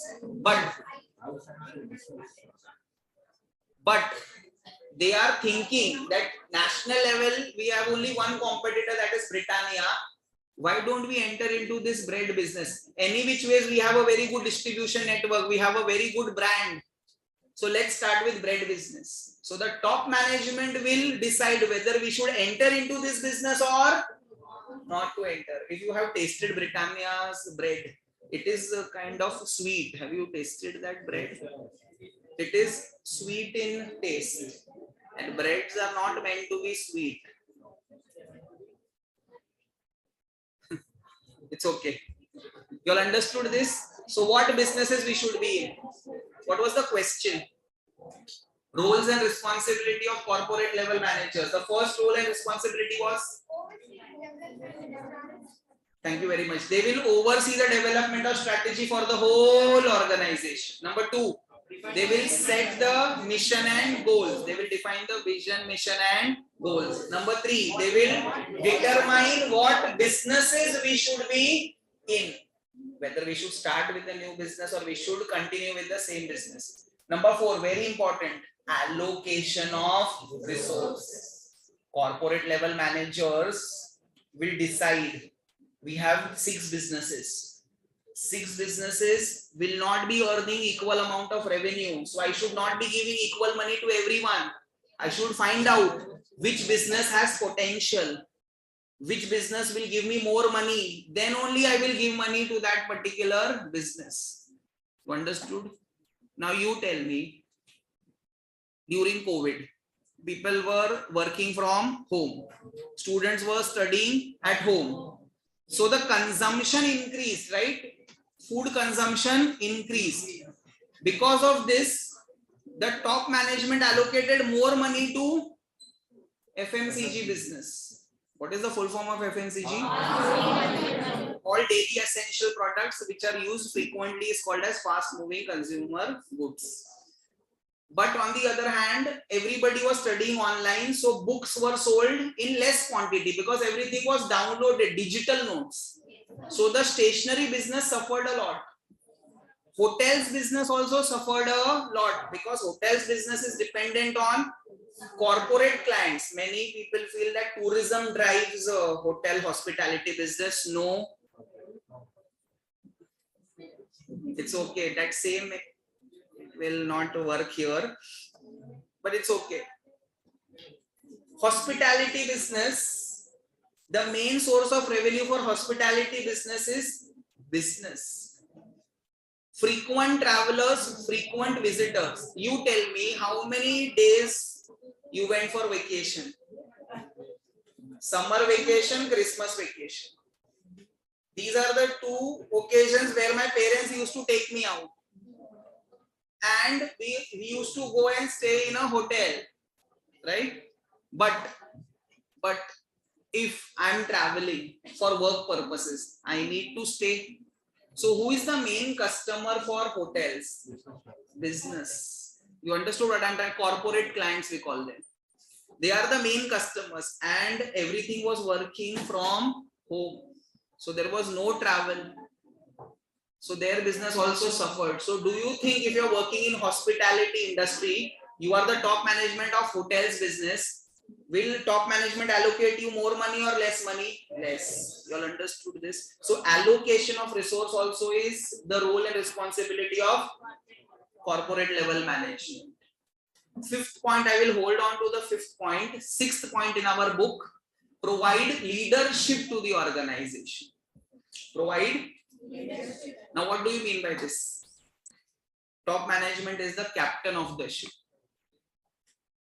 They are the ones who will determine what will our team look like.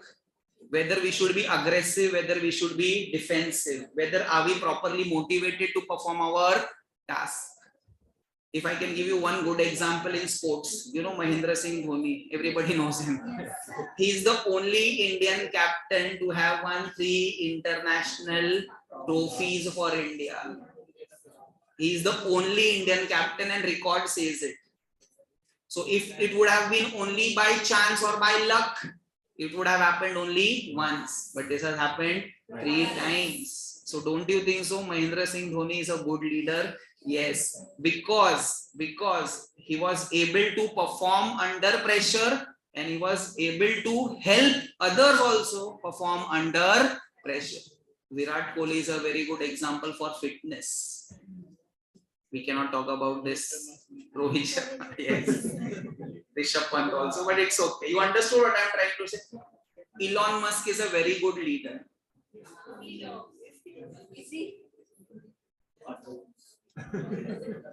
all understood what I'm trying to say? Ratan Tata. Is he a good leader? Yes.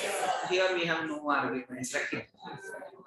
So, a good management, corporate level managers will act as a good leader. They will give leadership, guidance to the subordinates and their managers as to what sort of an organization we want to create. Well, understood the 5 points. Second last point, which I did not tell you, the 5th point in our book. Formulate and implement. Look at the book if you want to. Formulate and implement those strategies that span individual business. Span means covers. So you will formulate and implement those strategies that will help individual businesses. Don't you think so? The first point and the 5th point is same. I feel it is same, but Institute has said that these are 2 different points. So we will write 2 different points. Which are those 2 points? 1st and 5th. What was the first point? Development. They will oversee the development of strategy for the whole organization. What is the second last point? Formulate and implement strategies that will cover individual businesses. You can call this as cover or span. You all understood this? So these are the responsibility of corporate level managers, strategic levels in organization. How many levels? 3 levels.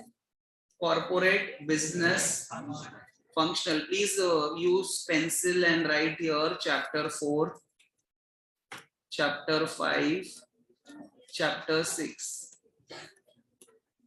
Corporate level strategies you will study in chapter 4. Business manager strategy you will study in chapter 5. And functional level managers strategy you will study in chapter 6.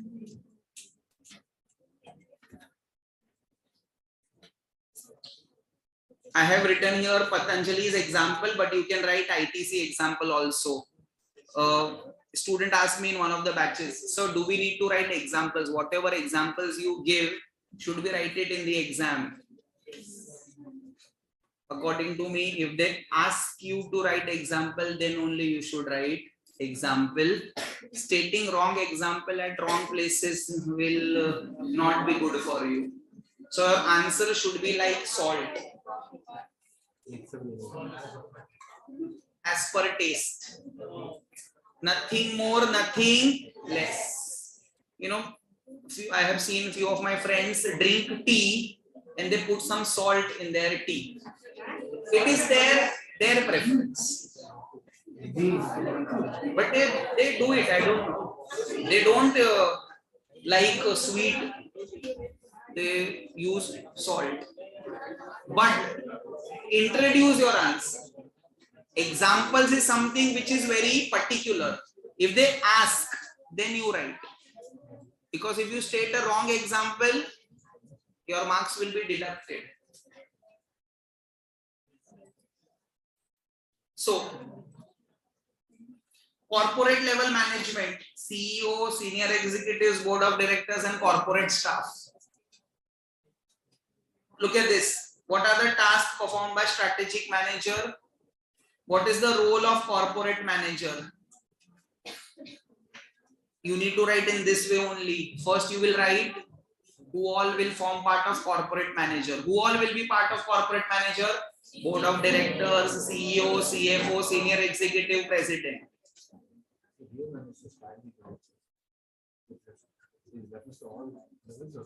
Strategic manager means corporate level manager. The primary task of strategic manager, see your doubt is resolved here on the first line itself. Answer. The primary task of strategic manager is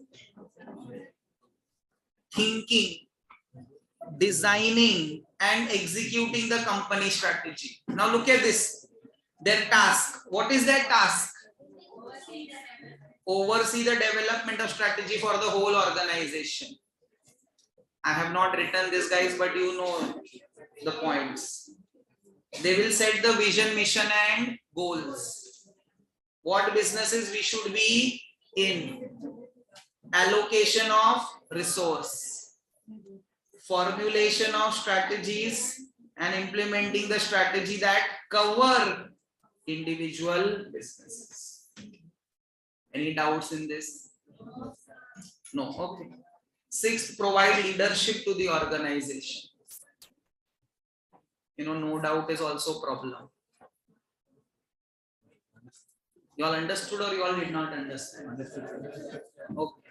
What is the role of corporate level managers?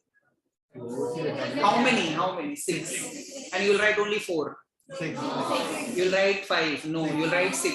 But you will also write who all will form part of corporate level managers. How many roles? 6. First,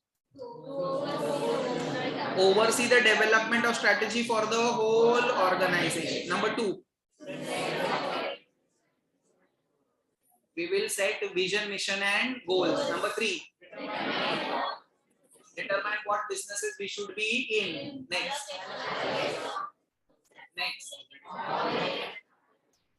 formulating strategies that cover individual businesses, providing leadership to the organization. Understood this?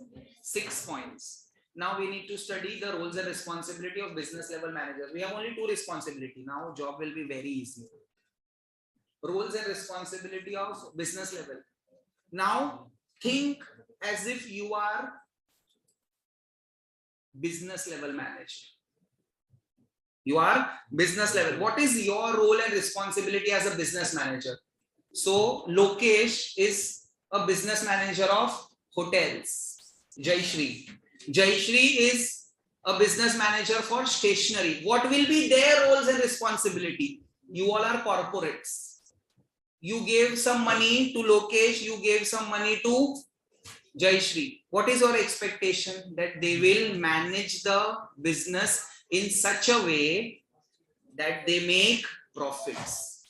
So the performance of business is the responsibility of business level managers. Corporate level managers gave this hierarchy, gave this authority to Lokesh, to Jayashree. Why?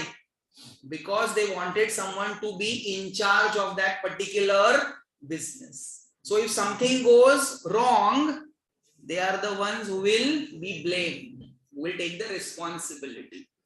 But if something goes right, they will be acknowledged, they will be given incentive, bonus, promotion, hike, credit. You all understood what I just said? This is your first responsibility. What is the first responsibility? They are responsible for the performance of their individual business. You all understood this? Second, very important, this is important.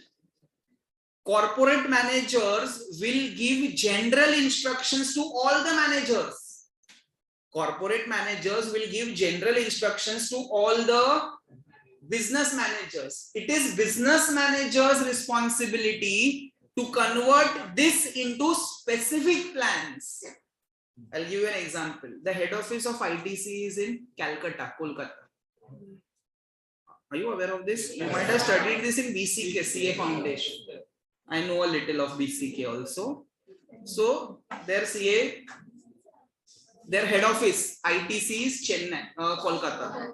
And let's say the hotels business head office is in Chennai. Hotels business office, main office, registered office is in Chennai. Just an example. I know it is not there, but example. So every business manager will be called to Calcutta. Why? To discuss the coming year's plan. So in the first week of April or in the last week of March, all the business managers will be called upon Kolkata to discuss about the next year's course of action. So you all are top management. In a conference room, all the business managers and their assistants will sit, and the top management will first congratulate you. Congratulations, Lokesh, you did a very good job in these trying circumstances. Very good, Jayashree, you did an exceptional job in this circumstances. We will congratulate, but we will also say now our job is even more challenging. In the coming year, We want our revenue to increase by 10%. You understood what happened here? Top management has given a general guidelines to everyone. Stationery business, tobacco business, hotel business, that we want our top line means sales. Top line to rise by 10%. How you will do it, what you will do, we don't know. You do it. That is what we are saying. Who is saying? Top management. So corporate level managers will give general instructions to whom? Business managers, and business managers will convert this general statement into specific plans and strategies. So Jayashree will come to Mumbai, the stationery business head, she will make plans as to how can we increase our sales by 10%, what competition will we face, what products we will make, what price we will fix. Who will do all this for stationery business? Business manager. So what is business manager's responsibility? We will translate. Now this is something which you need to write. We will translate the general statement into concrete action plans and strategies for individual businesses. You can write specific also. You all understood this? I repeat. Translate the general statement of corporate level managers into concrete strategies and plans for individual businesses. How many roles and responsibilities? 2. First, business level managers or divisional managers will be responsible for the performance of business. Number 2, their responsibility is to translate the general statement of intent and action into concrete action plan for individual businesses. You all understood this?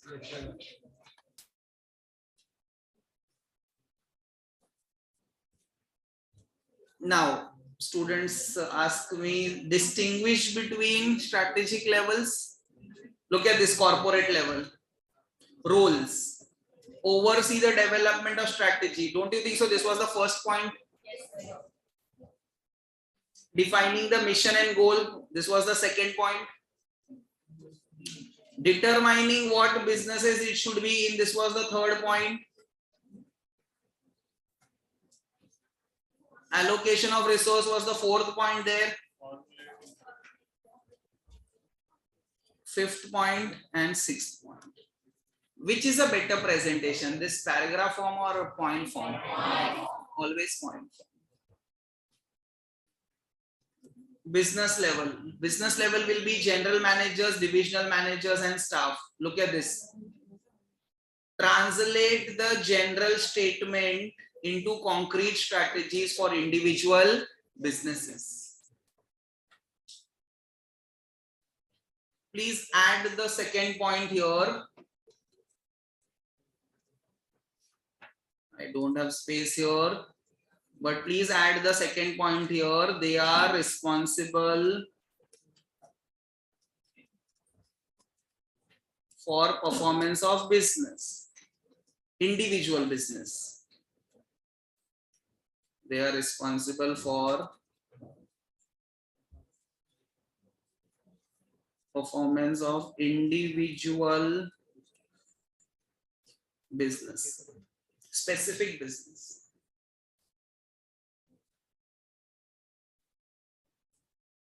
Yes, sir.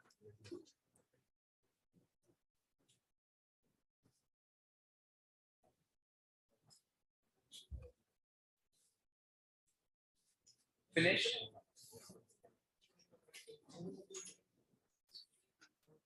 This is nothing but explanation of the above point.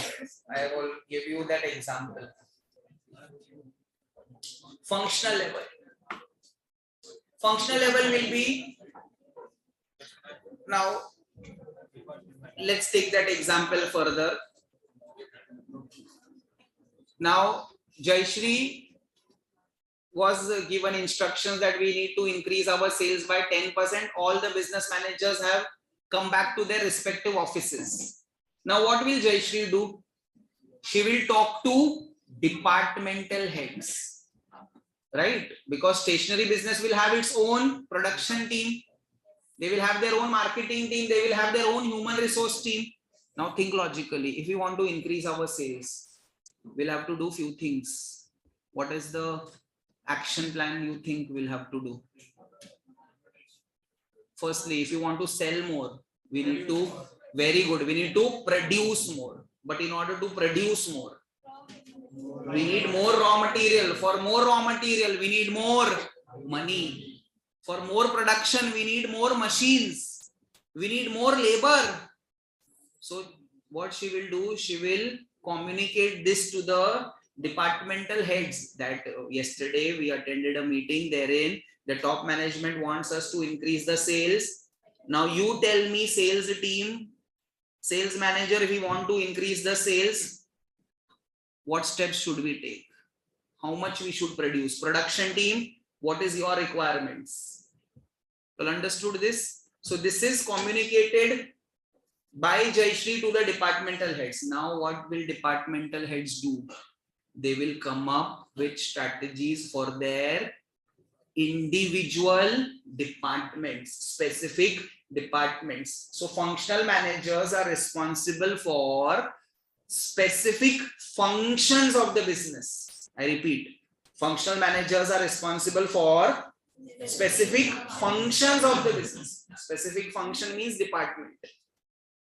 So if I am HR manager of Jayashree's business, my role will be to recruit the right person for the right job, give them adequate training, review their performance, and then decide their remuneration. That is my role. Will I be thinking about other businesses? No. Will I be thinking about other departments? No. My job is only relating to one specific department. Well, understood this? But don't you think so? I play a very important role in fulfillment of her goal and top management's goal. Because if I am not able to fulfill my goal, if I am not able to make good strategies and implement those strategies, business objectives will not be achieved. And if business objectives are not achieved, corporate objectives will not be achieved. So departmental managers play a pivotal role, important role in formulation and execution, implementation of strategies. And if all departmental managers make good strategies and they execute good strategies, business level will achieve the goals, corporate will achieve the goals. You all understood this? No answer. Yes, sir. You all understood, right? Yes, sir. Sure? Yes. Very few students understand this in first go. If you have understood, I have a huge respect for you. If no, I will repeat. You want me to repeat? I'm asking you. Online students, you want me to repeat?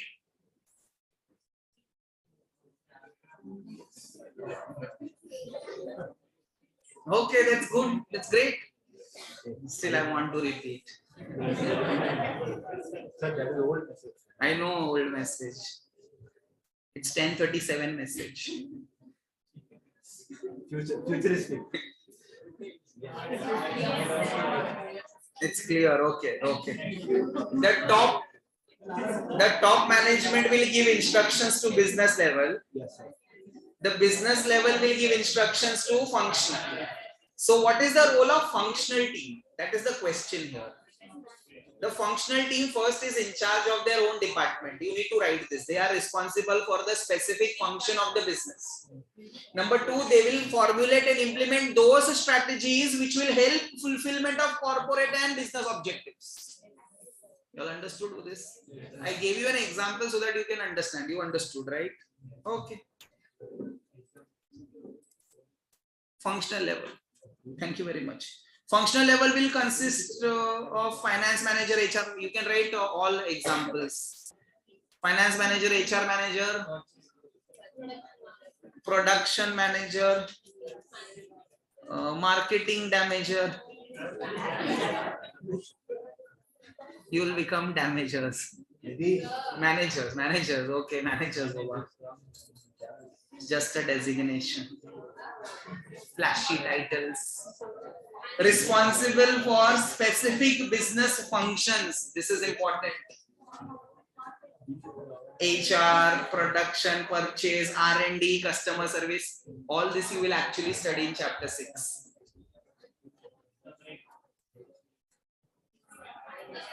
To develop functional strategy in their area that fulfill objectives set by business and corporate managers.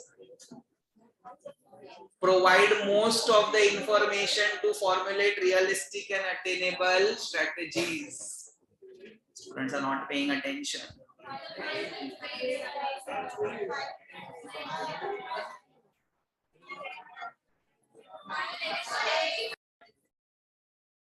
So let's continue, guys. We have completed 4 concepts. Which are those 4 concepts we have completed? You may get irritated by this, but the more you revise, the better you become. It's like swimming and cycling, guys. The more you practice, you become expert. Management, strategy, strategic management, strategic levels in an organization.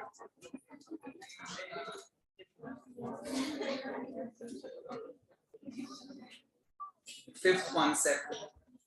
Again, in our book, it is concept number 6. Very important concept. Concept 4 is the most asked concept in exam. Concept 6 is the second most asked concept in exam. Student tells me, sir, we did not write strategic levels in an organization. Lokesh, I changed my mind. I will not write. I already dictated. I'll quickly dictate for the benefit of few students. For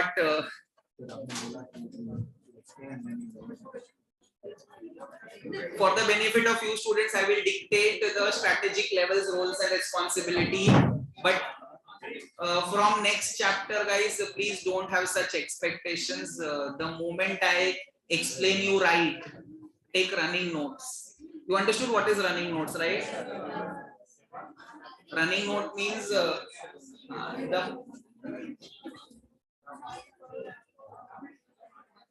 Shall I start? Strategic levels. Strategic levels, we have 3 levels. You draw a pyramid if you want to. Corporate, business and functional.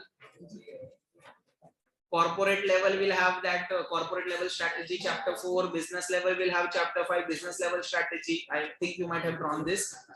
The first roles and responsibility. You tell me, what is the first role and responsibility? Oversee the development of strategy for the whole organization. It's not compulsory that you write. If you don't want to write, I respect your decision. No problems. It's not compulsory. They oversee the development of strategy for the whole organization. That was the first responsibility. I told you I forget things. Number 2, they will define the vision, mission and goals. Define vision, mission and goals. Number 3, determining what businesses we should be in. Thank you. 4th, allocation of resource.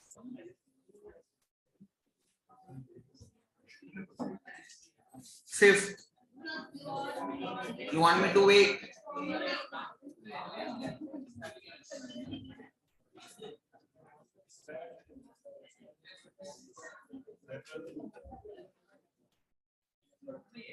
Fourth was allocation of resource. 5th, formulating and implementing strategies that cover individual businesses. I repeat, formulate and implement those strategies that cover individual businesses. And last, provide leadership to the organization. Thank you.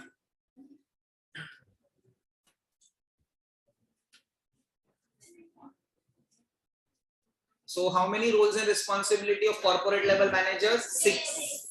Quickly for 6 points. Number 1,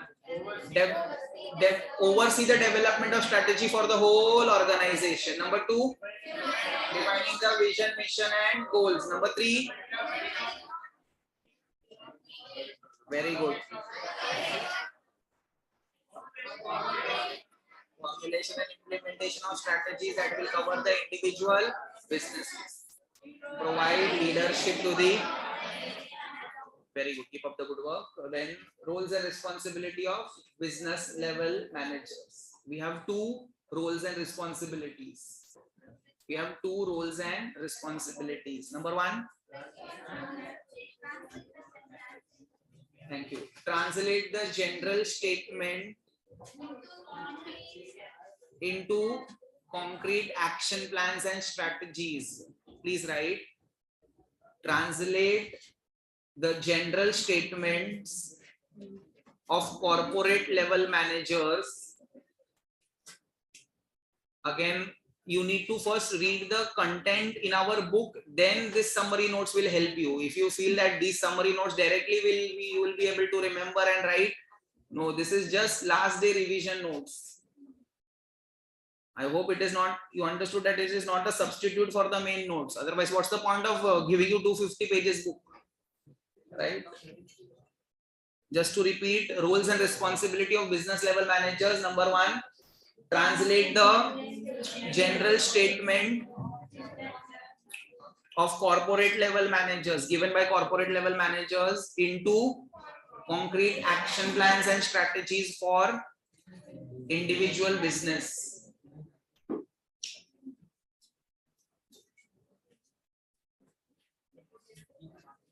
And number 2, they are responsible for performance of individual businesses. They are responsible for performance of their individual businesses. It's all there in the book.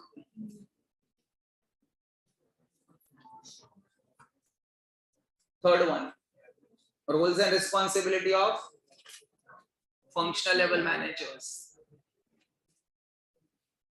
Now you tell me roles and responsibility of functional level managers. Before you write, you discuss. Please tell me. Very good. Thank you very much. They are responsible for specific function of a business. I'll repeat. Roles and responsibility of functional level managers. Number 1, they are responsible for specific function of a business. They are responsible for a specific function of a business. Number 2, complete.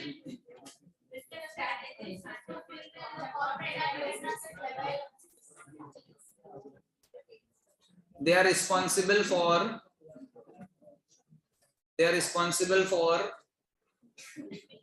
formulating and implementing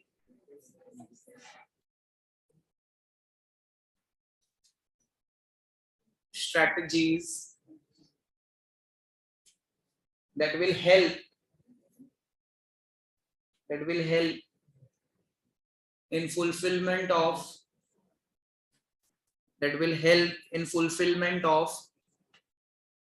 corporate and business objectives.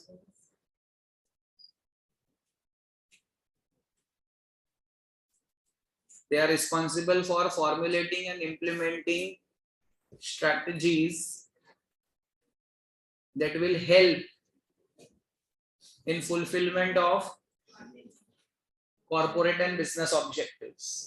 You all understood this? Now, in our book, 6th concept, for us, second last concept. Strategic management in not-for-profit making entities.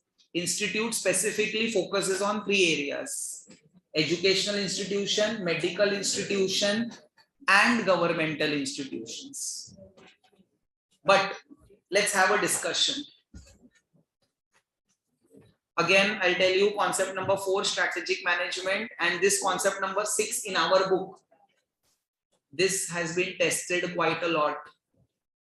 These two are paper setters' favorite points. So make sure you study these two very well. One question. Do you think strategic management is useful in non-for-profit making entities? Online students, please tell me, do you think strategic management is useful in non-for-profit making entities? Yes, sir. Face-to-face students are telling me yes, they are useful. What is your opinion? You say yes. Now justify your answer. Allocation of resources One by one. You said something. to achieve the objective at less cost. To achieve the objective, okay. Allocation of resources. Allocation of resource. Sir, whether the government or non-profit, they also have a machine and machine. Awesome. Thank you very much. This is the only batch who has given me 3 points out of the 4 points I am looking at. I want 4 points, and this batch has already given me those 3 points. Which 3 points they have given, I'll discuss with the batch. The first point, allocation of resource, you said, right? Allocation of resource. So allocation of resource, that is why they need strategic management. Number 2, you said achieving the objectives at less cost. Fulfillment of objectives, I call this as. And Lokesh gave me a very good answer that even not for profit making entities have vision. So in order to fulfill those vision, we need strategic management. But I'm looking for one more point. Think why strategic management is useful. It's not there in the book. If you're reading the book, it's not there. Few things are not there in the book. It's common sense. Why do we need strategic management in not for profit making entities? I understand we need this in profit making entities. Okay, optimum utilization of resource. Allocation of resource, optimum utilization of resource is one and the same. Environment is dynamic in order to safeguard, okay, adapt. You are also saying the same thing. Think NGO. Why would NGO need strategic management? Think. Longevity, very good, very good. But that's not the answer I'm looking for. Trust, okay. Credibility, okay. But on the basis of trust, what you get when people trust? Very good. That's what I want. Funding. So funding, you knew the answer, right? You could have told me, right? You should have told me. I told you the answers will come from you only. Smart students. Very good. Keep up the good work. Just because I am complimenting you doesn't mean you will be absent tomorrow. All the 4 points you all only gave just to sum it up. Why strategic management is useful in not-for-profit making entities? First point. Do you think only corporates have vision? No, even many non-corporates, non-for-profit making entities have a vision bigger than corporates. You tell me, teaching underprivileged kids, protecting the environment, is it not important? Very important. Every child who is born in the country should be educated, right to education, and you are having that NGO. Don't you think so? Your vision is far more important than corporates who are only working for money. Your vision will be superior. So strategic management is useful in not-for-profit because it will give them the vision and the direction, clarity. Number 2, funding. In today's time, it is difficult to trust. I will donate my hard-earned money to a trust, to an NGO. On what basis? Credibility. So I will look at the credibility, what work that NGO has done in the past, what they plan to do ahead. You know, CSR, you might have heard CSR, right? Corporate social responsibility. Government has brought this point in company law that every corporate fulfilling those threshold limits will be contributing some part of their profits to that CSR activity. So you tell me you are that NGO and one company wants to give you money, but how will they trust you? They will trust you when you have credibility. And that credibility comes from strategic management. Number 3, fulfillment of objectives. They are dependent on external financing, donations. So don't you think so? Their objectives should be fulfilled. Even they have target that this year I want to plant 100 trees. This year I want to educate 100 families. I want to uplift the poor. Don't you think so? This can be the objective. Yes. And their objective is also important. And then optimum utilization of resource, proper allocation of resource. Just because you get money in form of donation, in form of charity, does this give you the right to waste the resources? No. Optimum, all schools, colleges, their responsibility is to utilize the government grant funding in the most efficient and effective way. That is why strategic management is essential. So this acts as an introduction. And because of this strategic management, many NGOs are performing better than corporates because there is no competition. You tell me in NGO business, there is no competition. And the moment you are out of that rat race, you are able to perform better because your vision is superior than corporate, because you are not here to make profits. You are here to serve the society. And very few people want to serve the society. So there is no competition. You all understood what I said. So this acts as your introduction to all the 3 answers. Which 3 answers? Which we are going to study. 6.1 will talk about educational institution. 6.2 we will talk about medical institution. 6.3 we will talk about governmental institutions. Educational institution, very simple. For you, it will not be difficult looking at your IQ level. Educational institution. Think about schools, colleges, universities. Schools, colleges, universities. Why SM is required in schools, colleges, and universities? For this, I will give you a thought process. You have completed your chartered accountancy. Now you want to pursue management studies. So naturally, a chartered accountant would always want to do MBA from elite, best, because you already have a best degree, right? So you want to do management education, management studies. So you will pursue management education, MBA from IIMs. Why? If you are able to answer this, why, you get your answer. Why? Quality of knowledge. Quality of knowledge. First of all, reputation. Reputation. Why you want to go to IIM? Because of the reputation that the management students who have studied from these institutions have got a very high pay package. Reputation sells, right?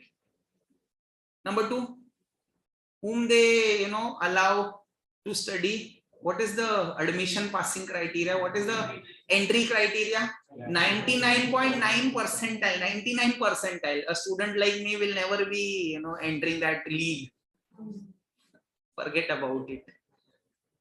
So can I say because of this they are attracting talented students, best students? First of all, they made a very good reputation that we are the best in management education. Number 2, what they did, they are attracting the best candidates, 99 percentile, and there is a criteria 999. 90% in 10th standard, 90% in 12th standard, 90% in graduation. Then only, and 99 percentile in CAT. Then only you'll get an interview call. What is CAT? Common Admission Test. If you are aware of this, it's okay. If not aware, very good. Then you have clarity, right? I want to do only CA. As of now, only CA. Absolute advantage. Yes. But that happens when you pass. And you are criticizing our institute few hours back. Our institute does good work. I'll tell you in chapter 8. The first point, coming back to the topic, the first point. What was the first point? Reputation. Number 2, they will attract talented students, best students. Now, our answer. Whenever you are writing this answer, SM in educational institution, think from the trustee's point of view, the top management of NGO, educational institution, a trustee or a director of that IIM. Think from their point of view. What should we do so that more students come to us? First of all, we will build a brand.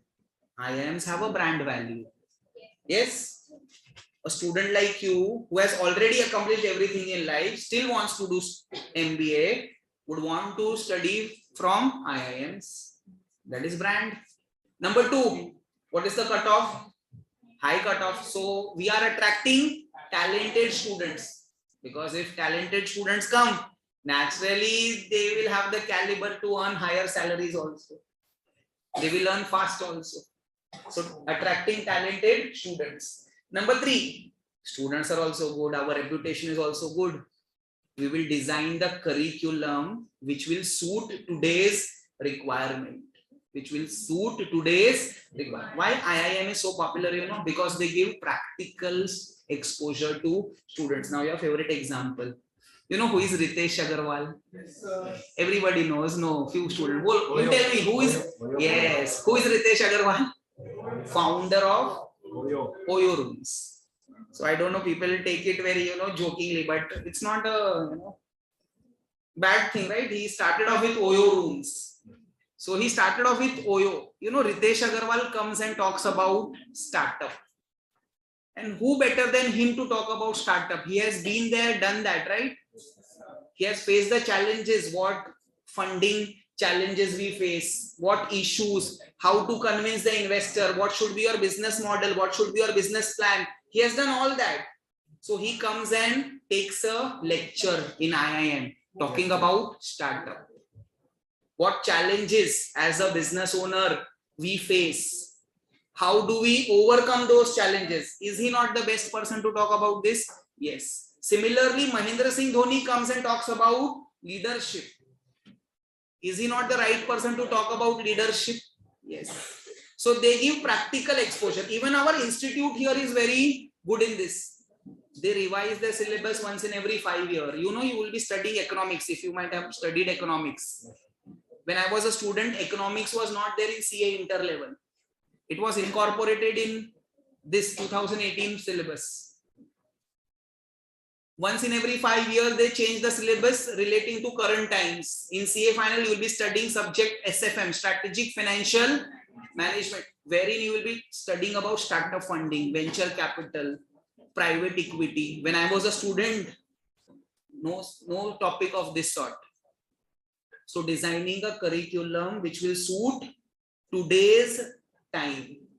It should be updated, right? It should not be irrelevant. Why are we studying this? It's of no use. It has use. So you should update your syllabus regularly so that it is relevant to today's time. Fourth, your reputation is good. Students are also best. Curriculum is also good. What about the teachers? So we will have to hire good quality faculty and retain them. So SM will be useful in hiring good faculty and retaining them. Retaining will happen only when they are happy with the work. Salary is one thing. You will realize in life, salary is one of the components. There are many other things. Satisfaction, job satisfaction. You understood? Fifth point, last point. Capacity building. IIMs are known for this. Even our institute is doing this. OC, you know what is OC? Orientation course. Are you aware of this? Our institute conducts this workshop, right? 15 days workshop. Direct entry students might be aware of this. What is OC? Orientation, 15 days orientation. Interpersonal skills that they are trying to develop. Because in corporate world, you will not be working in isolation. You will be working in a team, group. You all understood? So this is what they are teaching you. Because in today's world, soft skills are important. Hard skills can be developed, guys. Hard skills means domain knowledge can be developed. But if you are shy, you are not able to present, you are not able to give a speech, you are not able to, keep your points in boardroom, your performance will be affected. You get nervous talking to people. That is important soft skills. So every institution is now talking about teaching the students this soft skills. Our institute is also doing this. MBA focuses on this. Lot of presentation. Well understood this. So SM can be used in educational institution in these 5 areas. Which 5 areas? First, building reputation. Number 2, because we have, everything is logical, guys. We have good reputation. IIM has good reputation. Because of this, they have high cutoff. So we are attracting talented students. So once we have talented students, we have our reputation. We need to give syllabus also in that way. So we will design a curriculum which will suit today's requirements. Teachers, we need to have good quality because students are smart, right? Syllabus is also challenging. The teacher also should be knowledgeable. Otherwise, I speak one sentence, you will realize I know better than him. This is the case here? No. And last, capacity building. Many institutes are trying to build interpersonal skills. You all understood what I just said? Yes, sir. So here is the answer, guys. Look at the introduction which we have written here. This is SM in governmental, non-governmental organization, non-profitable. This is a general introduction of these points. Just read this once, you will understand whatever I just said. But do remember, write those 4 points. Which were those 4 points? They have the vision. They need to fulfill the objectives. Thank you very much. Optimum utilization of resource. This will create a difference in your answer and a student who only studied the important points. We will always introduce our answers. And last, funding. Funding, donation, charity, all this you can add on. Right? Fulfillment of objectives. Okay, optimum utilization of resource, funding.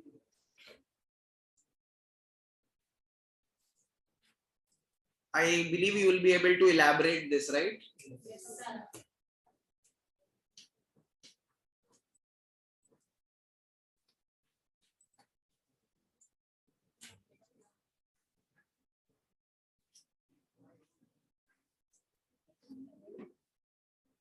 Now look at the introduction that we have written here.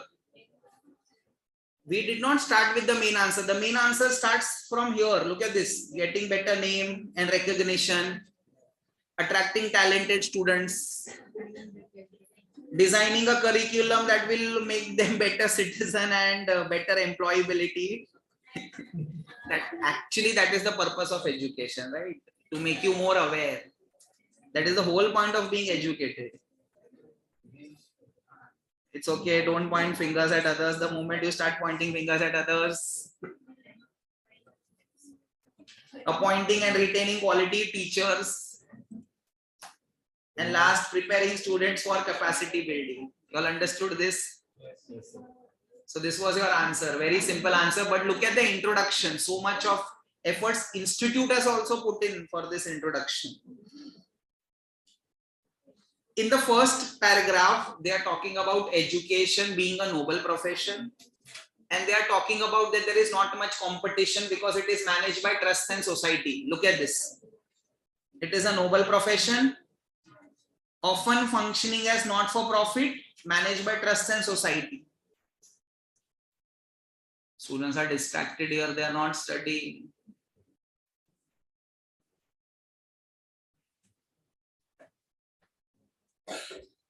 Point number 2, because they are not for profit, there is not much competition. They are non-commercial in nature. They do not have cutthroat competition. Now I will take a U-turn. Look at this. In the third point, however, this is a very good word. However, the number of institutions, both public and private, increasing. So competition also increasing, rising. So in the second sentence, I said they don't have much competition. In the third sentence, I say, but times have changed now. Now students want to go to private universities. They want to go to private colleges. They want to go to private schools. So competition is increasing. So we need to be aware of the circumstances. And the fourth point is today's everything you blame on internet and computer. That's very easy thing to do, right? Blame on other factors. The educational delivery system has undergone considerable changes with the introduction of computers, and in US there is one online school, Concord Law School. In fact, in India also we see online platforms. Google has started its certification course. In US, if you are aware, graduation course duration is 4 years. Are you aware of this? We have 3 years graduation program, right? Yes, sir. Yes. But in US, we have 4 years graduation, and students, if they want to pursue this, they take a lot of loans. That is student debt. And it is a very big problem there for students because they feel that it is burdening, unnecessary burden for them. So what Google has come up with? Google has come up with a certification program. What it says, you do 1 year certification program, you pass that exam, we will ensure that you get placements in big corporates. And Google has done collaboration with lots of corporates and Google certification, right? So if you are interested in that particular course, student will not go to college. They will get job directly from this certification. Don't you think so? It is a major threat for universities. That is why they target countries like India for foreign education. You know, it's a very big market for them. People go to Canada, they go to US, they go to Australia, they go to New Zealand, they go to UK and other European countries. Are you aware of this? Education good, but the price that they charge to international students is 3 times more than domestic students. So don't you think so? This is like their bread and butter for them. You understood what I'm just? Yes, sir. So the educational delivery system, imagine if you are residing in US and you don't want to pursue this graduation course unnecessary 4 years. I don't want to do this, but I'm worried about my career. What you will do? You will take up that Google course certification and get a job. You will be happy, right? So this is a major threat for all universities and colleges. India as well, but the certification has no value here. Means you will not get job placements. It will be add-on courses, but there is no direct connection. Still here, traditional colleges are respected. Online degrees are becoming common and represent a threat to colleges and universities. This is the Google point. Well understood this? But in times to come, this will happen. In times to come, this will happen, guys. These are the main points. I hope you understood the gist.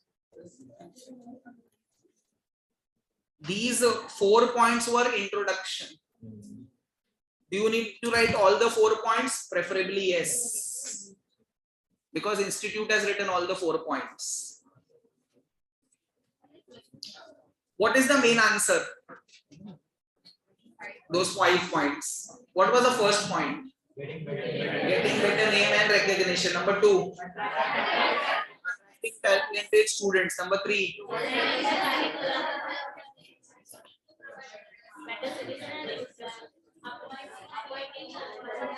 Design a curriculum which will help them become employable. That is what our institute is also doing regularly. They are updating the syllabus. 4th point. Appointing and retaining high quality faculties. Appointing and retaining. And last, preparing the students capacity building for future, right? So this was your educational institution. Now we'll talk about medical institutions, hospitals. Any doubts up to this point? No. Now, very simple, guys. Hospital. 6 points we need to discuss. How many points? 6.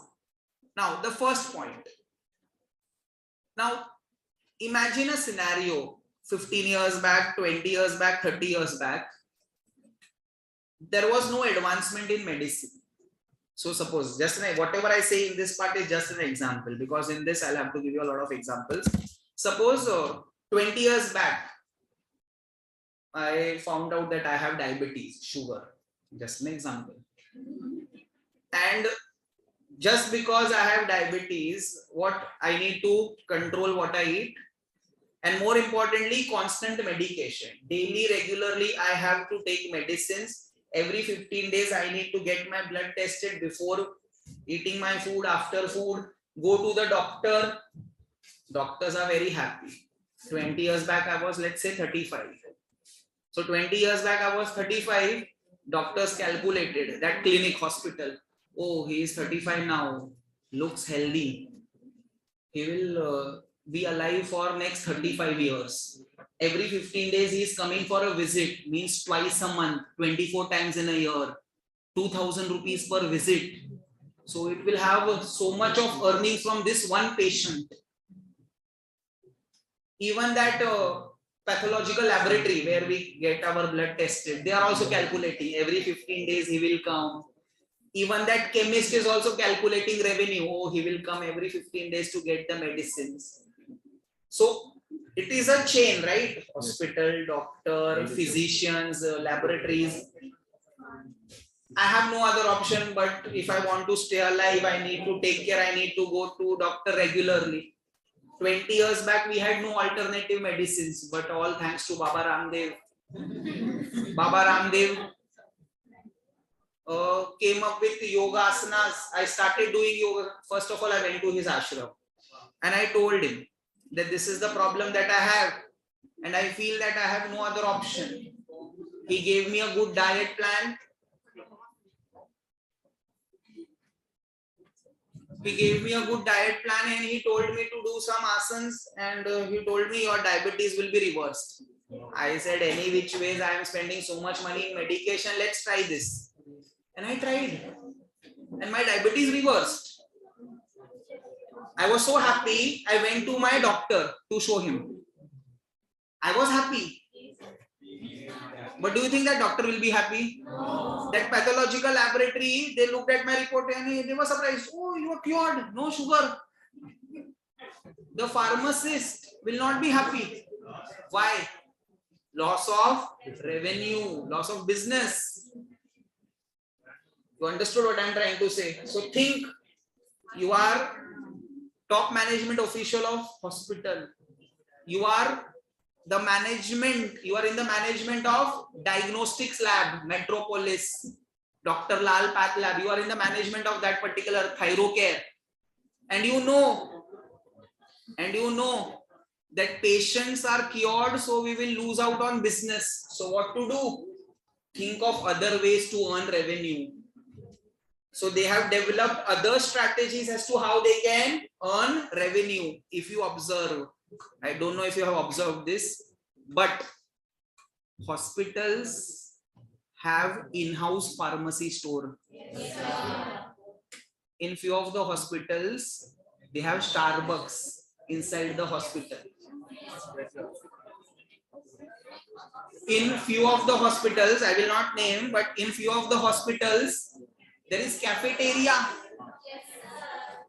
When I was young, I used to take my grandmother to the hospital. Outside food not allowed, but there is cafeteria inside. If I want to get some operation done, just an example, no outside report allowed. You have to first get yourself tested here in this hospital only. We don't rely on others. These are other ways of earning revenues. So one avenue closed, other avenues will have to open, right? Think from their point of view. They are doing business. In fact, you will be advisors to many hospitals in years to come. You will give them advice which I will teach you. Oh, this revenue lost, no problems. Give this space on rental to Starbucks. People coming to visit their family members. Any which ways, one patient, one visitor, what others will do? They will enjoy coffee there, Starbucks. And Starbucks will give us Rent. You all understood this? Similarly, pharmacy store, give it on rent. The person who has taken this on rent will give us rent and commission also. You all understood what I just said? This is the first point given in our book. Advances of and diagnosis of medicine has resulted into new avenues. Look at this point. First point, medical institutions. Modern hospitals are creating new strategies. So they are coming up with new strategies. Why they are coming up with new strategies? I'm sorry. As advances in diagnosis and treatment of chronic diseases are undercutting their earlier mission. Now, what do you mean by chronic diseases? Those illnesses which requires treatment for many years. Diabetes, cancer. Do you know dialysis? Yes, Very painful treatment. You know what is dialysis? Will you be able to hear this? artificial kidney. What is the function of kidney? It purifies our blood. I have seen such treatment. So if you are having a strong heart, I will tell you. No, sir. No? No, I will not say. After the lecture.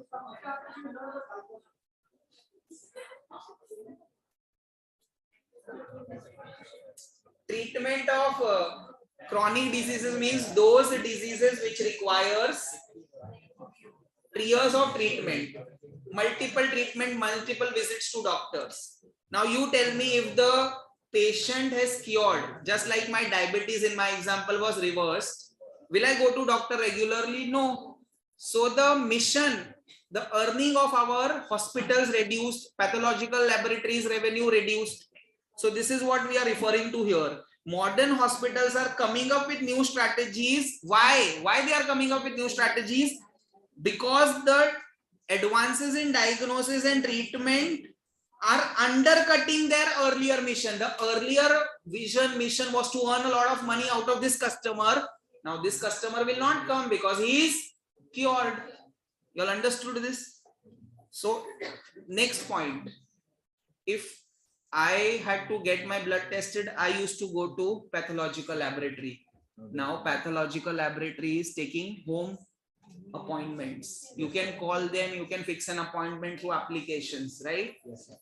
So hospitals are beginning to bring services to the patients as much as bringing the patients to the hospital. This happened during COVID.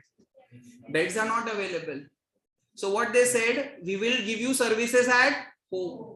So instead of me going to the hospital, hospital is coming to patient. So these are all new strategies they are coming up with. Pathological laboratories have started collecting door-to-door samples. This was your first point. Any doubts in first point? So in this we have 3 sentences. Number 1, advances in medicine has resulted into new strategies. Number 2, hospitals are bringing the hospital to the patients. Number 3, pathological laboratories are collecting day-to-day samples. Door-to-door samples. Number 2, again, this is dialysis example. During COVID especially, beds were not available. So if a person wanted to get some treatment done, what they said, we will give you services at your home. And dialysis is something which you have to undertake once in every 15 days, purification of blood.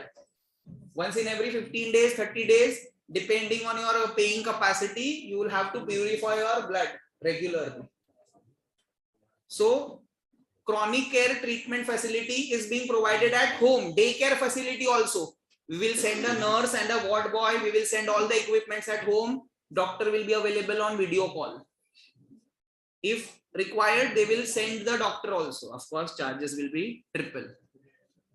So chronic care will require day treatment facility, electronic monitoring at home, user-friendly ambulance services. You know, there is a monitoring facility in ambulance also, wherein you can monitor the patient's heartbeat, their pulse. You can give some emergency services in ambulance itself. Earlier, ambulance was only 2. Yes, that is mobilized. Thank you very much. That's a good use of the word. Thank you. And decentralized network. Every hospital, every pathological laboratory have their branches. If you are not able to come to this branch, You can get your services done there. Same doctor, same treatment, our branch. Third point is my favorite point, guys. What is this third point talking about? Example. One fine day in the afternoon, my stomach started paining. I went to my family. The first thing that you do is go to your family doctor. Then he'll give you gems. You understand what is gems? Colorful medicines. Yellow, white, orange, different color medicines he will give me. General physician, we call them. So they will give me some medicine. He will tell me, you take these medicines for 2 days, you will be fine. He thought he might be having some food poisoning, some infection. He might have eaten some stale food or something, because we eat junk food. So he gave me medicine. I thought I'll be fine. 2 days, 100 rupees, job done. I am happy. Oh, 100 rupees. I am able to work. What happened? After 2 days, again it started paining. I went to my doctor. Doctor, when I consume the medicine, it is fine. But afterwards, it starts paining again. He said, oh, it looks like serious illness to me. Get sonography done. So I did my sonography. In my kidney, there are some stones. So if there are some stones in kidney, he told me we need to remove these stones, and he is general physician. He will not be able to do this. So what is the next thing? We'll have to remove these stones. I will only ask, sir, you refer, you are a doctor, you refer which hospital should I go and do this? So where he will send me?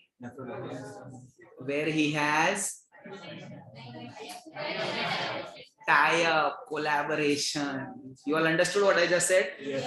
Even pathological laboratories have collaboration. You know, they tell you, go and do this test in this particular pathological lab.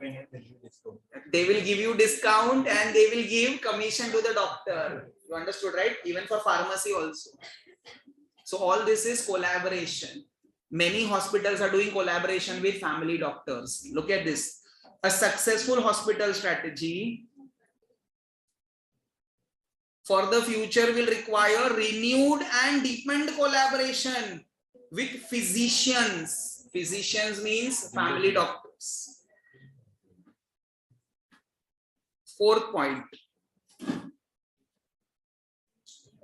As of now, you will not understand backward integration. It's okay. In chapter 4, you will understand backward integration. As of now, just remember this. Hospitals now provide ambulance services also. They also provide testing, diagnostic services also. Earlier, they never used to do this. They only used to treat the patients. But now what they do in-house testing also. Now what is backward integration? We will study this in chapter 4. Don't worry, you will understand this then. As of now, you just remember this.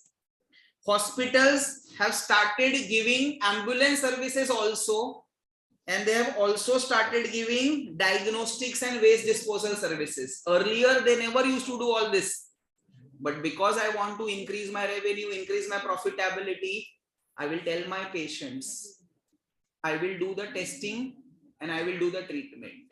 Earlier, that was never the case. I will only do treatment. Testing you do outside. But now it is business.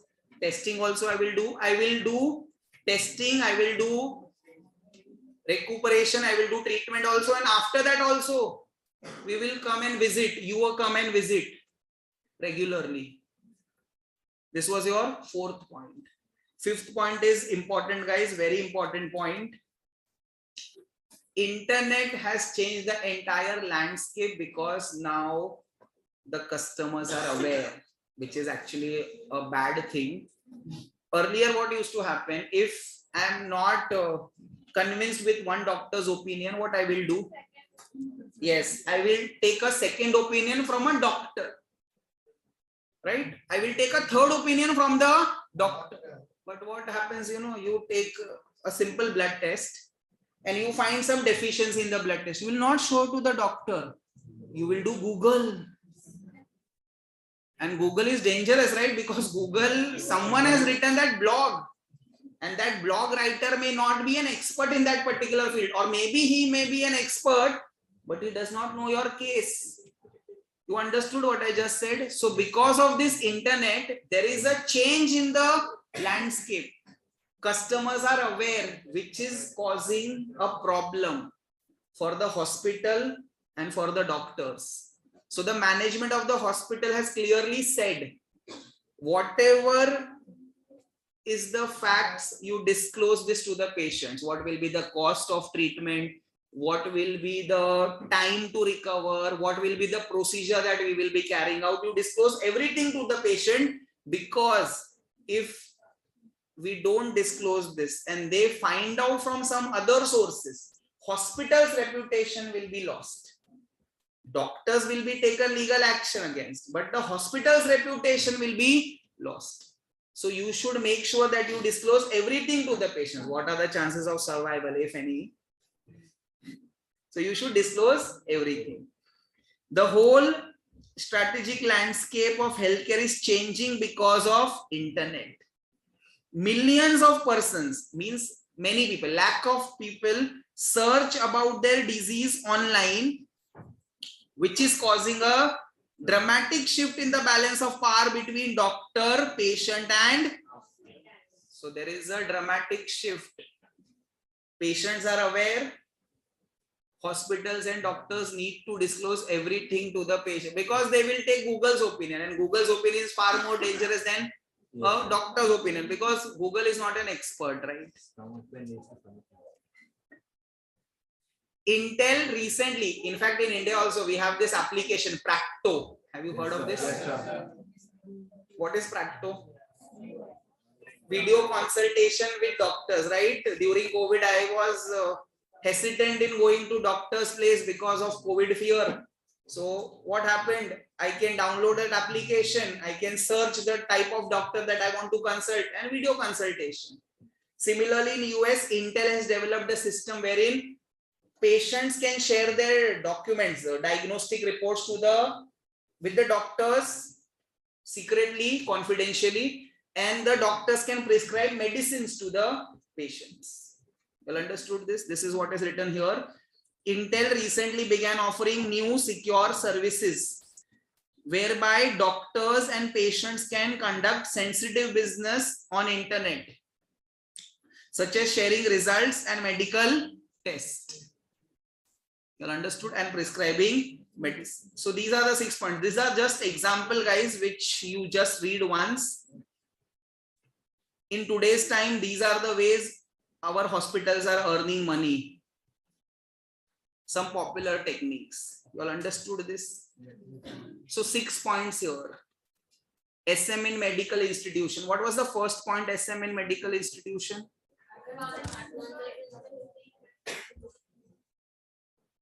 You can look at the book and answer. Advances in, because patients are getting cured quickly, hospitals have to come up with new strategies. Same sentence, same paragraph. Hospitals are beginning to bring services to the patients. Then door-to-door facilities are being provided by pathological laboratories. That was your first. The placement of mini clinic and all that. Yes, yes, that is also there. Absolutely right. That is decentralized network.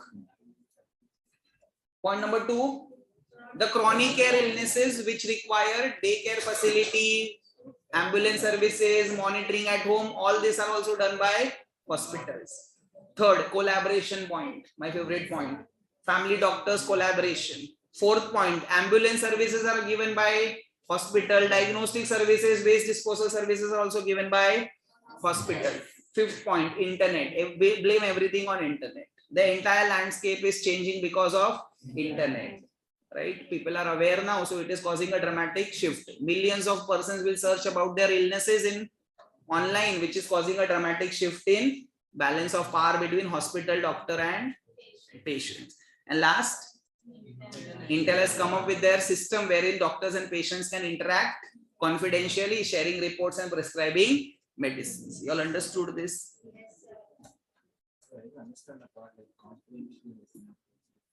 Okay, good. For example, few patients don't want their illnesses to be out in public. like celebrities, you say, or if I don't want to disclose this to my family members that I'm going through such a traumatic treatment, so I want to keep it confidential. So what I will do, I will tell my doctors not to disclose this. They will not disclose. Any which ways, doctors are not disclosing anything to anyone else except from our permission. So this is the point. Now SM in governmental institutions. Now my favorite question. Will you please switch on that AC? Thank you. SM in governmental institutions. Now one question. You agree with this that educational institution need SM? You agree that medical institution, hospital also need SM. Why government needs SM? The same Decision making. Okay, very good point. You were saying something here. allocation of resources. Dynamic environment, but there is no competition in government. So. So there is, sir. Okay, Corona. Okay. So there is competition. Just a minute. Someone was saying here. Reduction of cost. Okay. So competition bonuses in terms of allocation of funding. Allocation of funding. Optimum utilization of funds. Okay, good. Allocation of collection of funds. Don't you think so? Those 4 points are here. Yes. Which 4 points? Vision. Yes. Maintaining stability. Very good. Can you please elaborate a little more? The government company, any business at rate?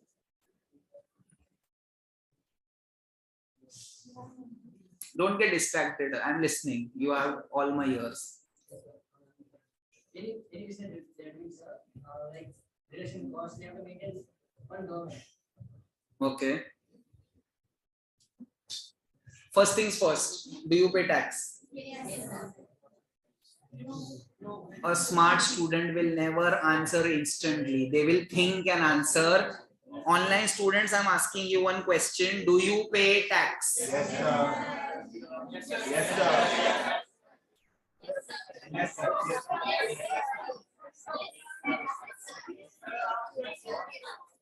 Do you pay tax? I'm happy with the answer. Yes.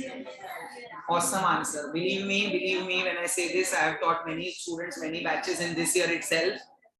But very few batches have given me this kind of an answer, and I'm happy with this. Very good. Keep up the good work.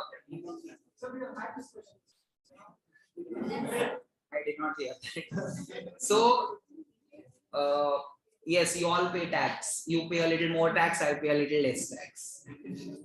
Indirect tax is paid by everyone. I just asked you a simple question. Do you pay tax? The answer is yes. Everybody pays tax. Rich, poor, privileged, unprivileged, everybody pays tax. So government collects crores and crores of rupees of taxes from you and me, right? Why do they collect taxes? So that it can be given it back, right? So that they can give this back to us in form of infrastructural development, security forces, right? Bridges, roads, dams, metros. It is spent on us only. But what if I tell you the bridge which was supposed to be constructed in 3 years took 10 years? Will you like this? No. What if I tell you that a project which should have costed 250 crores, Commonwealth Games, costed 2,500 crores? Will you like it? Nobody will like it. Whose money is wasted? Taxpayers' money, you and me, honestly paying taxes. But what is happening? Misutilization of resource. So that is why strategic management is useful in government entities also, because they are using whose money? Taxpayers' money. So it is their responsibility to utilize this money in the most efficient and effective way, cost effective and cost efficient manner. But are they allowed to do this? No, they are not allowed to do this. You know why?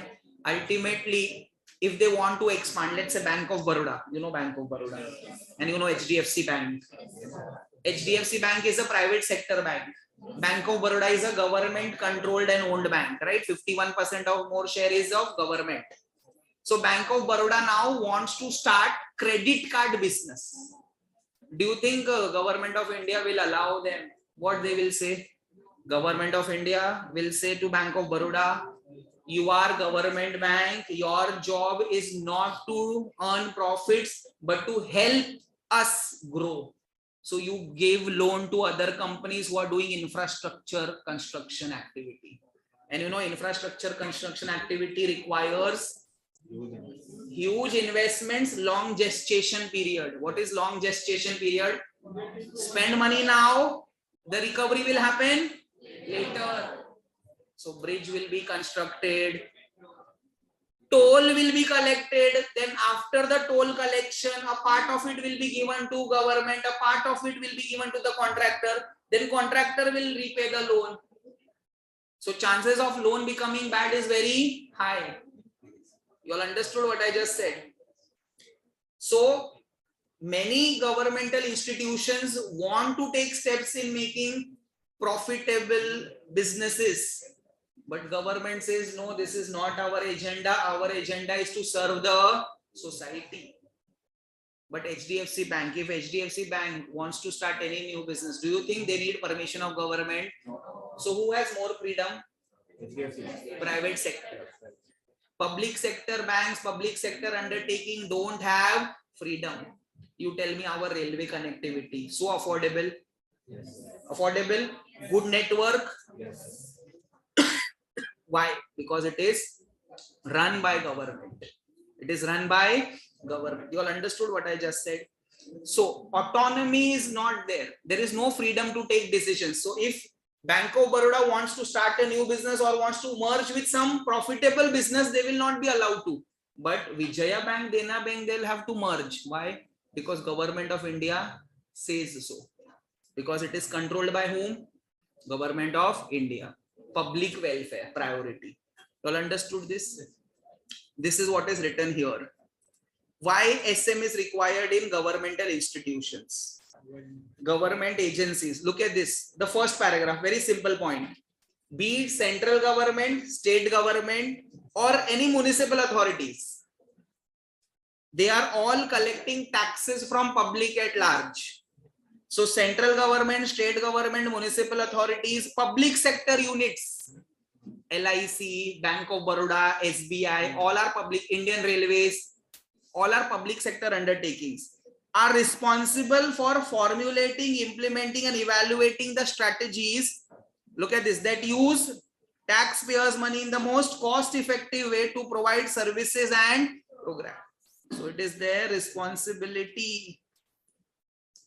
That a bridge, you know, Worli Bandra Sea Link in Mumbai, if you are aware of this, do some Google research.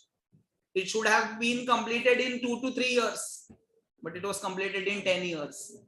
And do some research, you will come to know the project cost. I will not give you the actual numbers, but it was 10 times the estimated cost. Whose money wasted? Taxpayers' money. And it is not good, not good. It could have been utilized in some other areas. Similarly, Commonwealth Games scam, that also happened. So central government, state government, municipal agencies, public sector undertaking are responsible for formulating, implementing, evaluating strategies that use taxpayers' money in most cost-effective way. Number 2, strategic management concepts. Why is it being used? To enable some organization to be more effective, and this was given by you. This gave you gave me this answer. Point number 3, I gave you this. No autonomy, no freedom. What do you mean by autonomy? Freedom. They operate with less freedom, less flexibility. They cannot directly diversify into unrelated businesses or merge with other businesses. Diversify means start a new business. They need to take approvals. They need to take approvals from the appropriate authorities. And do you think they will get the approval? No, because their job is to serve the society.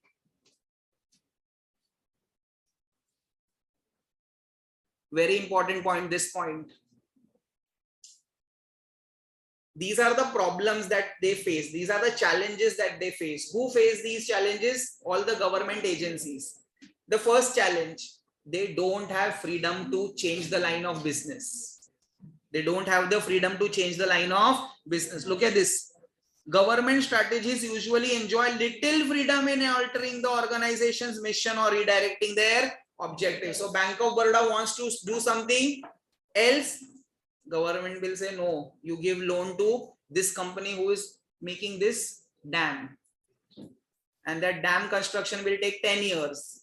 After that, government will give money. And after that, the loan repayment will happen. So long duration, no revenue for bank. Instead, we could have utilized this money in a better way. But we'll have to say yes to that company. Why? Because we are governed by Government of India. Well understood this? Second point, legislature and politicians have direct or indirect control over major decisions. Again, this is a problem. Directly or indirectly, politicians control that entity. So that is a problem. Second challenge.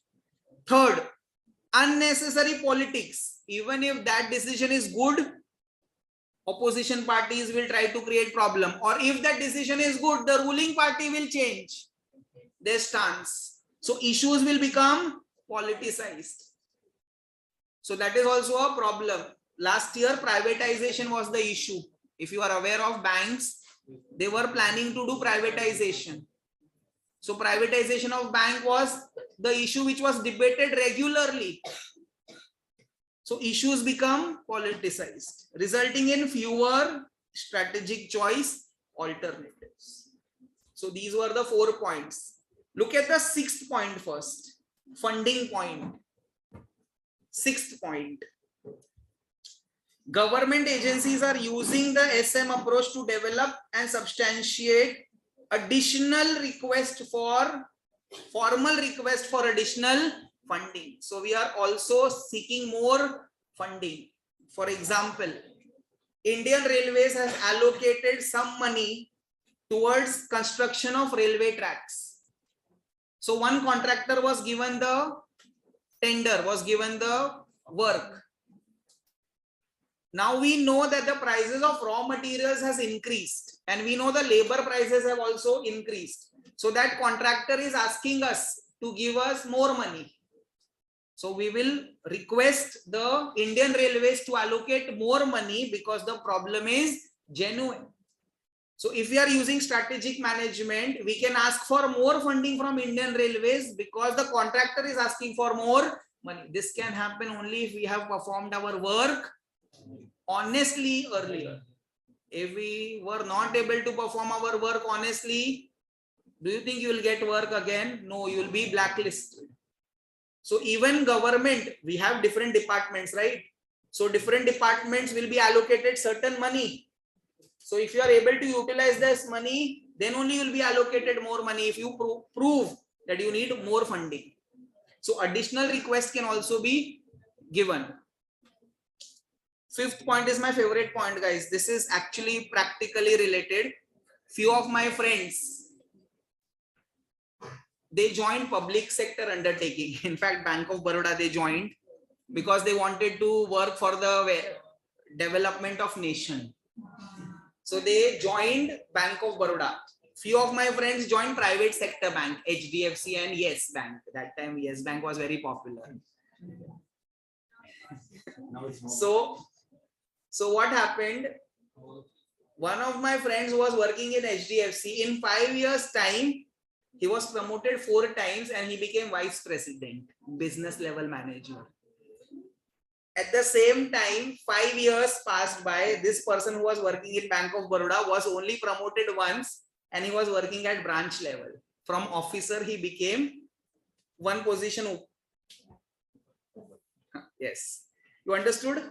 I asked him, both are chartered accountants, both have same caliber, but he is a vice president. He is just one person above the lower category. What is the reason? He says, I gave, for me, every 2 years, there is one exam. Bank of Baroda official employee told me, every 2 years, we have one exam. I used to pass this exam, but I used to fail in interview. How come you failed in the interview? No, the person who was interviewing me was less qualified than me. So he was feeling threatened. If I pass, he'll be my boss. So he used to fail me. This happens in public sector undertaking. You may have the skills, you may have the caliber, but 2 stages are required to pass that exam. First, written exam, and you will pass written exam, but you don't know who will be interviewing you, and they will fail you. You don't know whether the transparency, what will be the transparency. So that is a problem here. But what happens if an organization wants to use SM? Government will come up with an announcement. In fact, Bank of Baroda came up with an announcement that Bank of Baroda is using strategic management. So in the next 6 months, if you perform well, you will be given promotion without exam and interview. Now you tell me, without exam and without interview, there is an opportunity for you. Will you not perform well? Will you not be motivated to perform well? You will be motivated to perform well. This is what is written here, guys. In government agencies and departments, we are finding that our employees get excited about the opportunity to participate in the SM process, and thereby have an effect on organization's mission, objectives, strategies, and policies. Well, understood what I just said? Yes. Okay. Few students are asking me, sir, is it really true? This last part was actually true. Is actually true. Is actually true. He's still working in Bank of Baroda.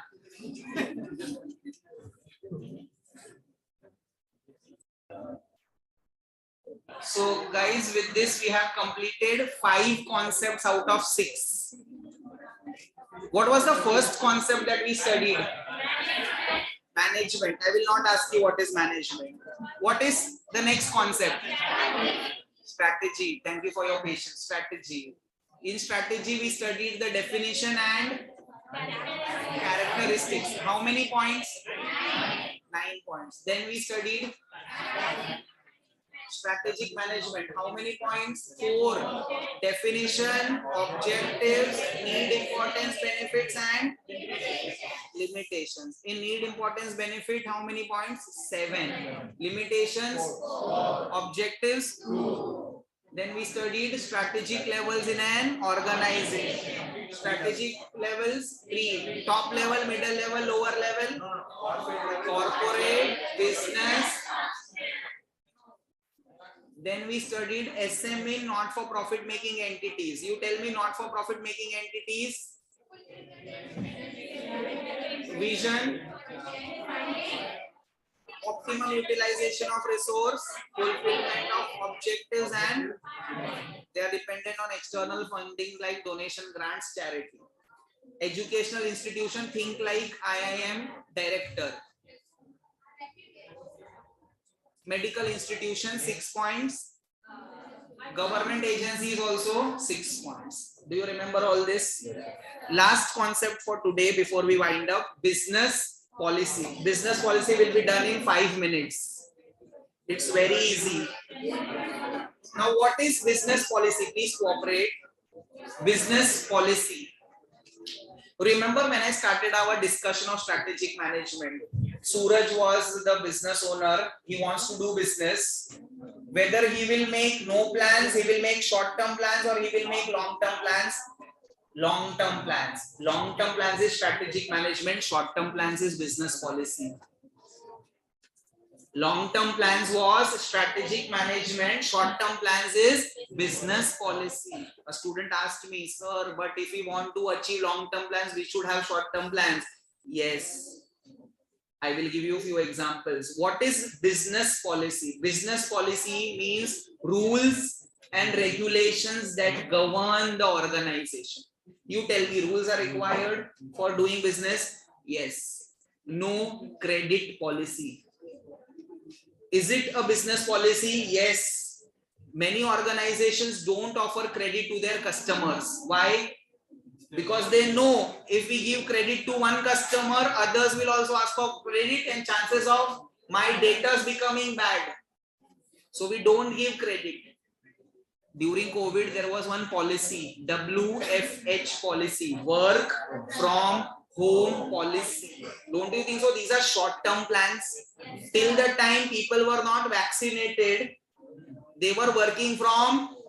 The moment people got vaccinated, work from home went away. Work from home policy went away. So don't you think so? Business policy is short-term.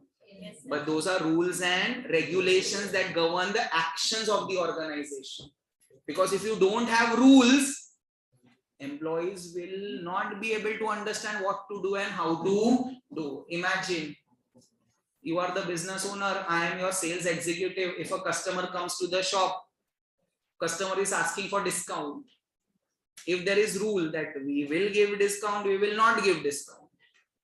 If there is rule, I will tell my customers, yes, there is discount policy. If there is no discount policy, I'll tell my customers there is no discount. You all understood this. So this is business policy. What is the evolution of business policy?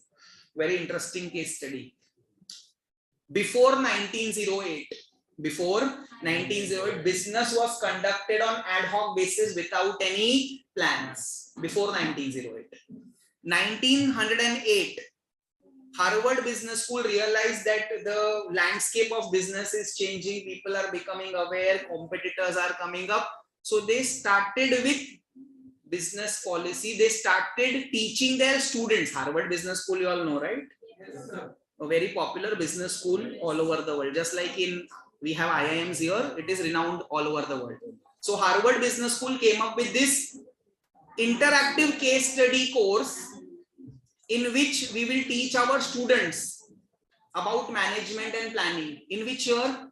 1908. They liked the response. And in 1911, Harvard Business School introduced a course which focused on business policy. Again, business policy is focusing on short-term plans. In 1969, you need to remember these years, by the way. Everything is there in the book. In 1969, AACSB, American Assembly Collegiate Schools of Business. Who's this body? A regulatory body for business schools in US. Just like for banks, we have RBI. For insurance, we have IRDA, IRDA, Insurance Regulatory Development Authority. For listed companies, we have SEBI. For business schools in US, we have AACSB, American Assembly Collegiate Schools of. They made mandatory. What they made mandatory? Business policy in the curriculum. So they gave an ultimatum to all the business schools. If you want our license, you should have this certification, this course in your syllabus. And from there on, this business policy spread all across the globe. All understood this? Okay.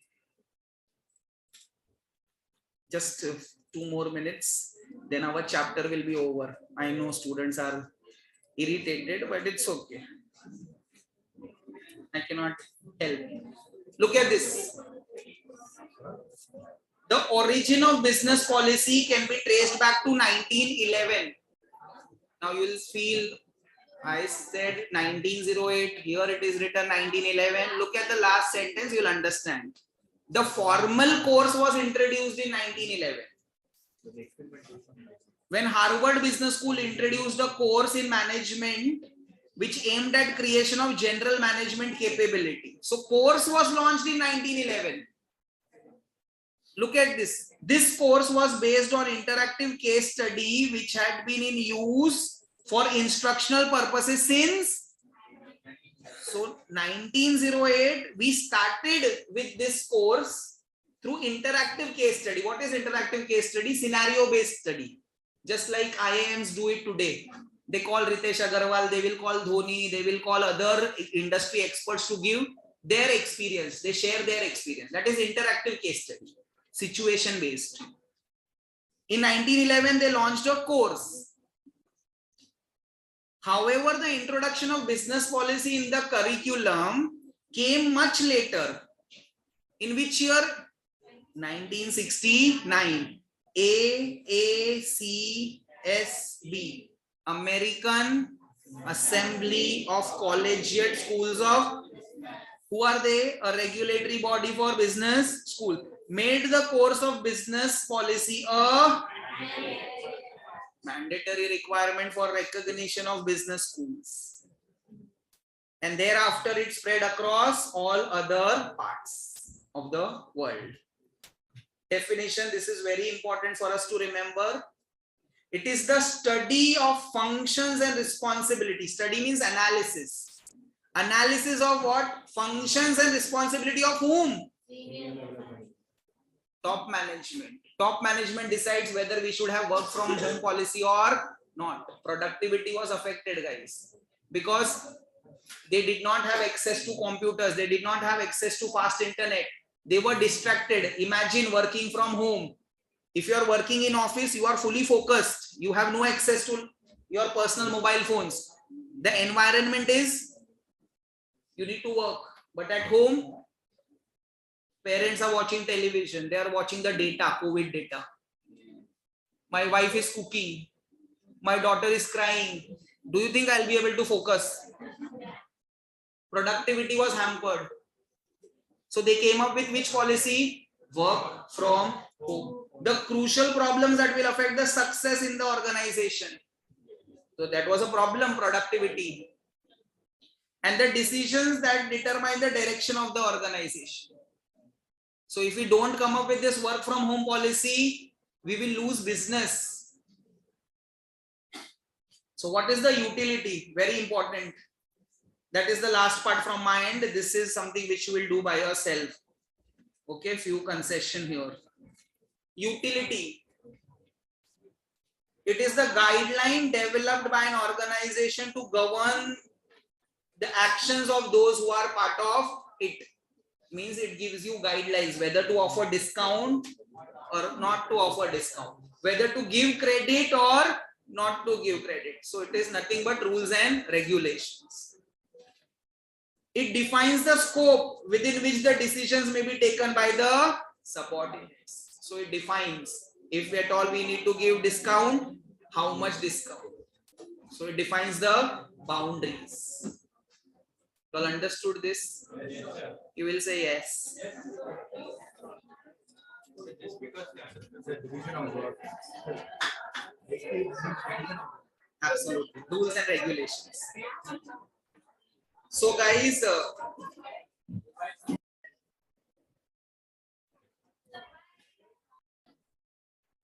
so with this guys, I finish my today's session. I hope you all have understood this. With this guys, I end my lecture. I hope to see you tomorrow. We'll start with the new chapter tomorrow. Thank you very much. Thanks a lot.